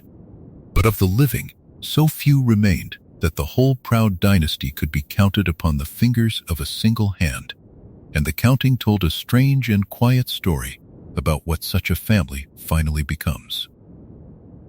Bellatrix Lestrange, the most fanatical of them all, had fallen at the very end, struck down in the great hall of the castle in the last hour of the fighting. She had given her whole soul to the Dark Lord and to the cruelty his cause demanded, and she had died as she had lived, screaming her devotion, and with her death the darkest fire of the black blood was at last put out. She left no child of her own to carry it forward, and so the fiercest branch of the family simply ended, as flames end, in ash and silence. Narcissa remained, and her son and her husband, spared and diminished and quietly grateful only to be alive. She had chosen her child above her creed in the darkness of the forest, and that choice had bought her family a place in the gentler world that came after, no longer among the proud and the feared, but among the living, which in the end was all she had ever truly wanted. The Malfoys withdrew into their great cold house and lived on, humbled, and in the years that followed the old hatreds within them slowly cooled. And their son grew into a man who would raise his own child with less of the poison he himself had been fed. And there was Andromeda, the sister they had chosen to erase. Long ago she had loved a Muggle-born man named Ted Tonks and married him for love. And for that love her name had been blasted from the tapestry, and she had been cast out of the family as though she had never been born into it. She had lost, in the war, almost everything the family had thrown away her for keeping. Her husband was killed by those who hunted people of his birth. Her only daughter, Nymphadora, a bright and warm and shape-changing witch who had married the werewolf Remus Lupin, fell in the last battle beside the husband she loved, the two of them dying within hours of one another and leaving behind a newborn son. So Andromeda, the daughter the Blacks had erased, was left alone at the war's end, having outlived her husband and her child, the last surviving sister of the three, keeper of a grief almost too heavy to carry. But she was not left with nothing. For in her arms there remained a baby, small and blinking and utterly new, and his name was Teddy Lupin, and in his tiny veins there ran, quietly mingled, the blood of the ancient and noble House of Black, and the blood of a Muggle-born father and a werewolf grandfather. All the things the old family had despised, and all the things it had been, joined together at last in one small and blameless child. He had inherited his mother's gift, and his hair would change its color with his moods, turning turquoise in his happiness, and Andromeda raised him in her quiet house with all the love she had once been punished for. And in him, the House of Black became, at the very end, something it had never allowed itself to be, mixed and warm and free. The inheritance of the direct line took a stranger road still. Sirius Black, the last true son of the main branch, had died childless in the Department of Mysteries, and he had left behind him a will. He had loved one person in his lonely later years above all others, and to that person he left everything he had, the whole of his family's ancient fortune, the great gloomy house at number 12, Grimmauld Place, and even, most reluctant of all its possessions, the bitter old house elf creature. And so it came to pass that the wealth and the seat of the purest of pure blood families passed not to a pure blood at all, but to a half-blood boy, the son of a Muggle-born mother, Harry Potter, the godson Sirius had loved as his own. Nothing could have offended the painted portrait of Walburga Black more deeply, and perhaps that was part of why Sirius had wished it so. But there was a truer reason beneath the mischief, for Harry was the family Sirius had chosen, the family of the heart rather than the family of the blood, and it was fitting that all he owned should pass to the boy he had chosen. Harry never made the dark house his home in the way its old masters had. He used it for a time, and then he let it become a quiet place and creature treated at last with a small and unexpected kindness, softened in his ancient bitterness, and served the boy who had shown him gentleness with something almost like devotion. The shrunken elf heads came down from the staircase. The screaming portrait was, in time, silenced and taken from its wall. The house that had been built to keep the world out was slowly emptied of its old hatreds, and though it never became a happy place, it ceased, at least, to be a cruel one. And so, the long chronicle of the House of Black came to its quiet close, and it is worth pausing in the stillness of this last hour to consider what such a family truly leaves behind. For 1,000 years the Blacks had believed that their legacy was their purity, the unbroken thread of sacred blood traced in gold across a tapestry, the names kept in and the names burned out, the motto carved above the door. They had believed that to remain pure was to remain great, and they had blasted away every child who loved unwisely, married beneath them, or thought too freely, until the family grew smaller and colder and lonelier with every passing generation, until at last it had very nearly extinguished itself entirely in the name of its own perfection. But the legacy that survived them was not the one they had guarded so jealously. It was the daughter they had erased, living on to raise a grandchild in love. It was the son they had disowned, giving everything he owned to a boy of mixed blood he had chosen for his own. It was the coldest sister, kneeling in a forest, choosing her child above her masters and saving a world she had been taught to despise.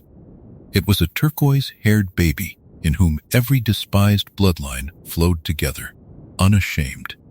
Everything the House of Black had tried to burn away turned out to be the only part of it worth keeping, and everything it had guarded turned to ash. The tapestry hangs still, somewhere in the dust, with its scorch marks and its golden names, remembering a family that has passed almost entirely out of the world. And that, in the end, is the gentlest truth of all the long story of the Blacks, that a name is only a name, and blood is only blood, and the things that truly endure are quieter and softer than any motto. The love that outlasts the pride, the kindness that outlasts the cruelty, the small warm life that begins again long after the great cold house has fallen silent. And now the tapestry may rest, and the names upon it may rest, and the whole long story may rest, gently, as everything gentle at last comes to rest. And so we come, softly, to the end of the story. Tonight we stood beneath the words carved above the door, and we followed 1,000 years of pure and unbroken blood.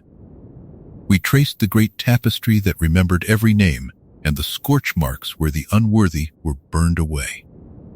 We met the bitter headmaster in his portrait and the mistress whose voice never stopped screaming in the hall. We wandered the shadowed rooms of Grimmauld Place and sat with the old servant bound by ancient blood. We watched the daughter who was erased for love, the sister whose devotion curdled into madness, and the sister whose cold grace hid a mother's fear. We followed the boy who refused to belong, the heir who fled his own house, and the younger son who followed the dark, only to give his life in a hidden cave for a secret he told no one.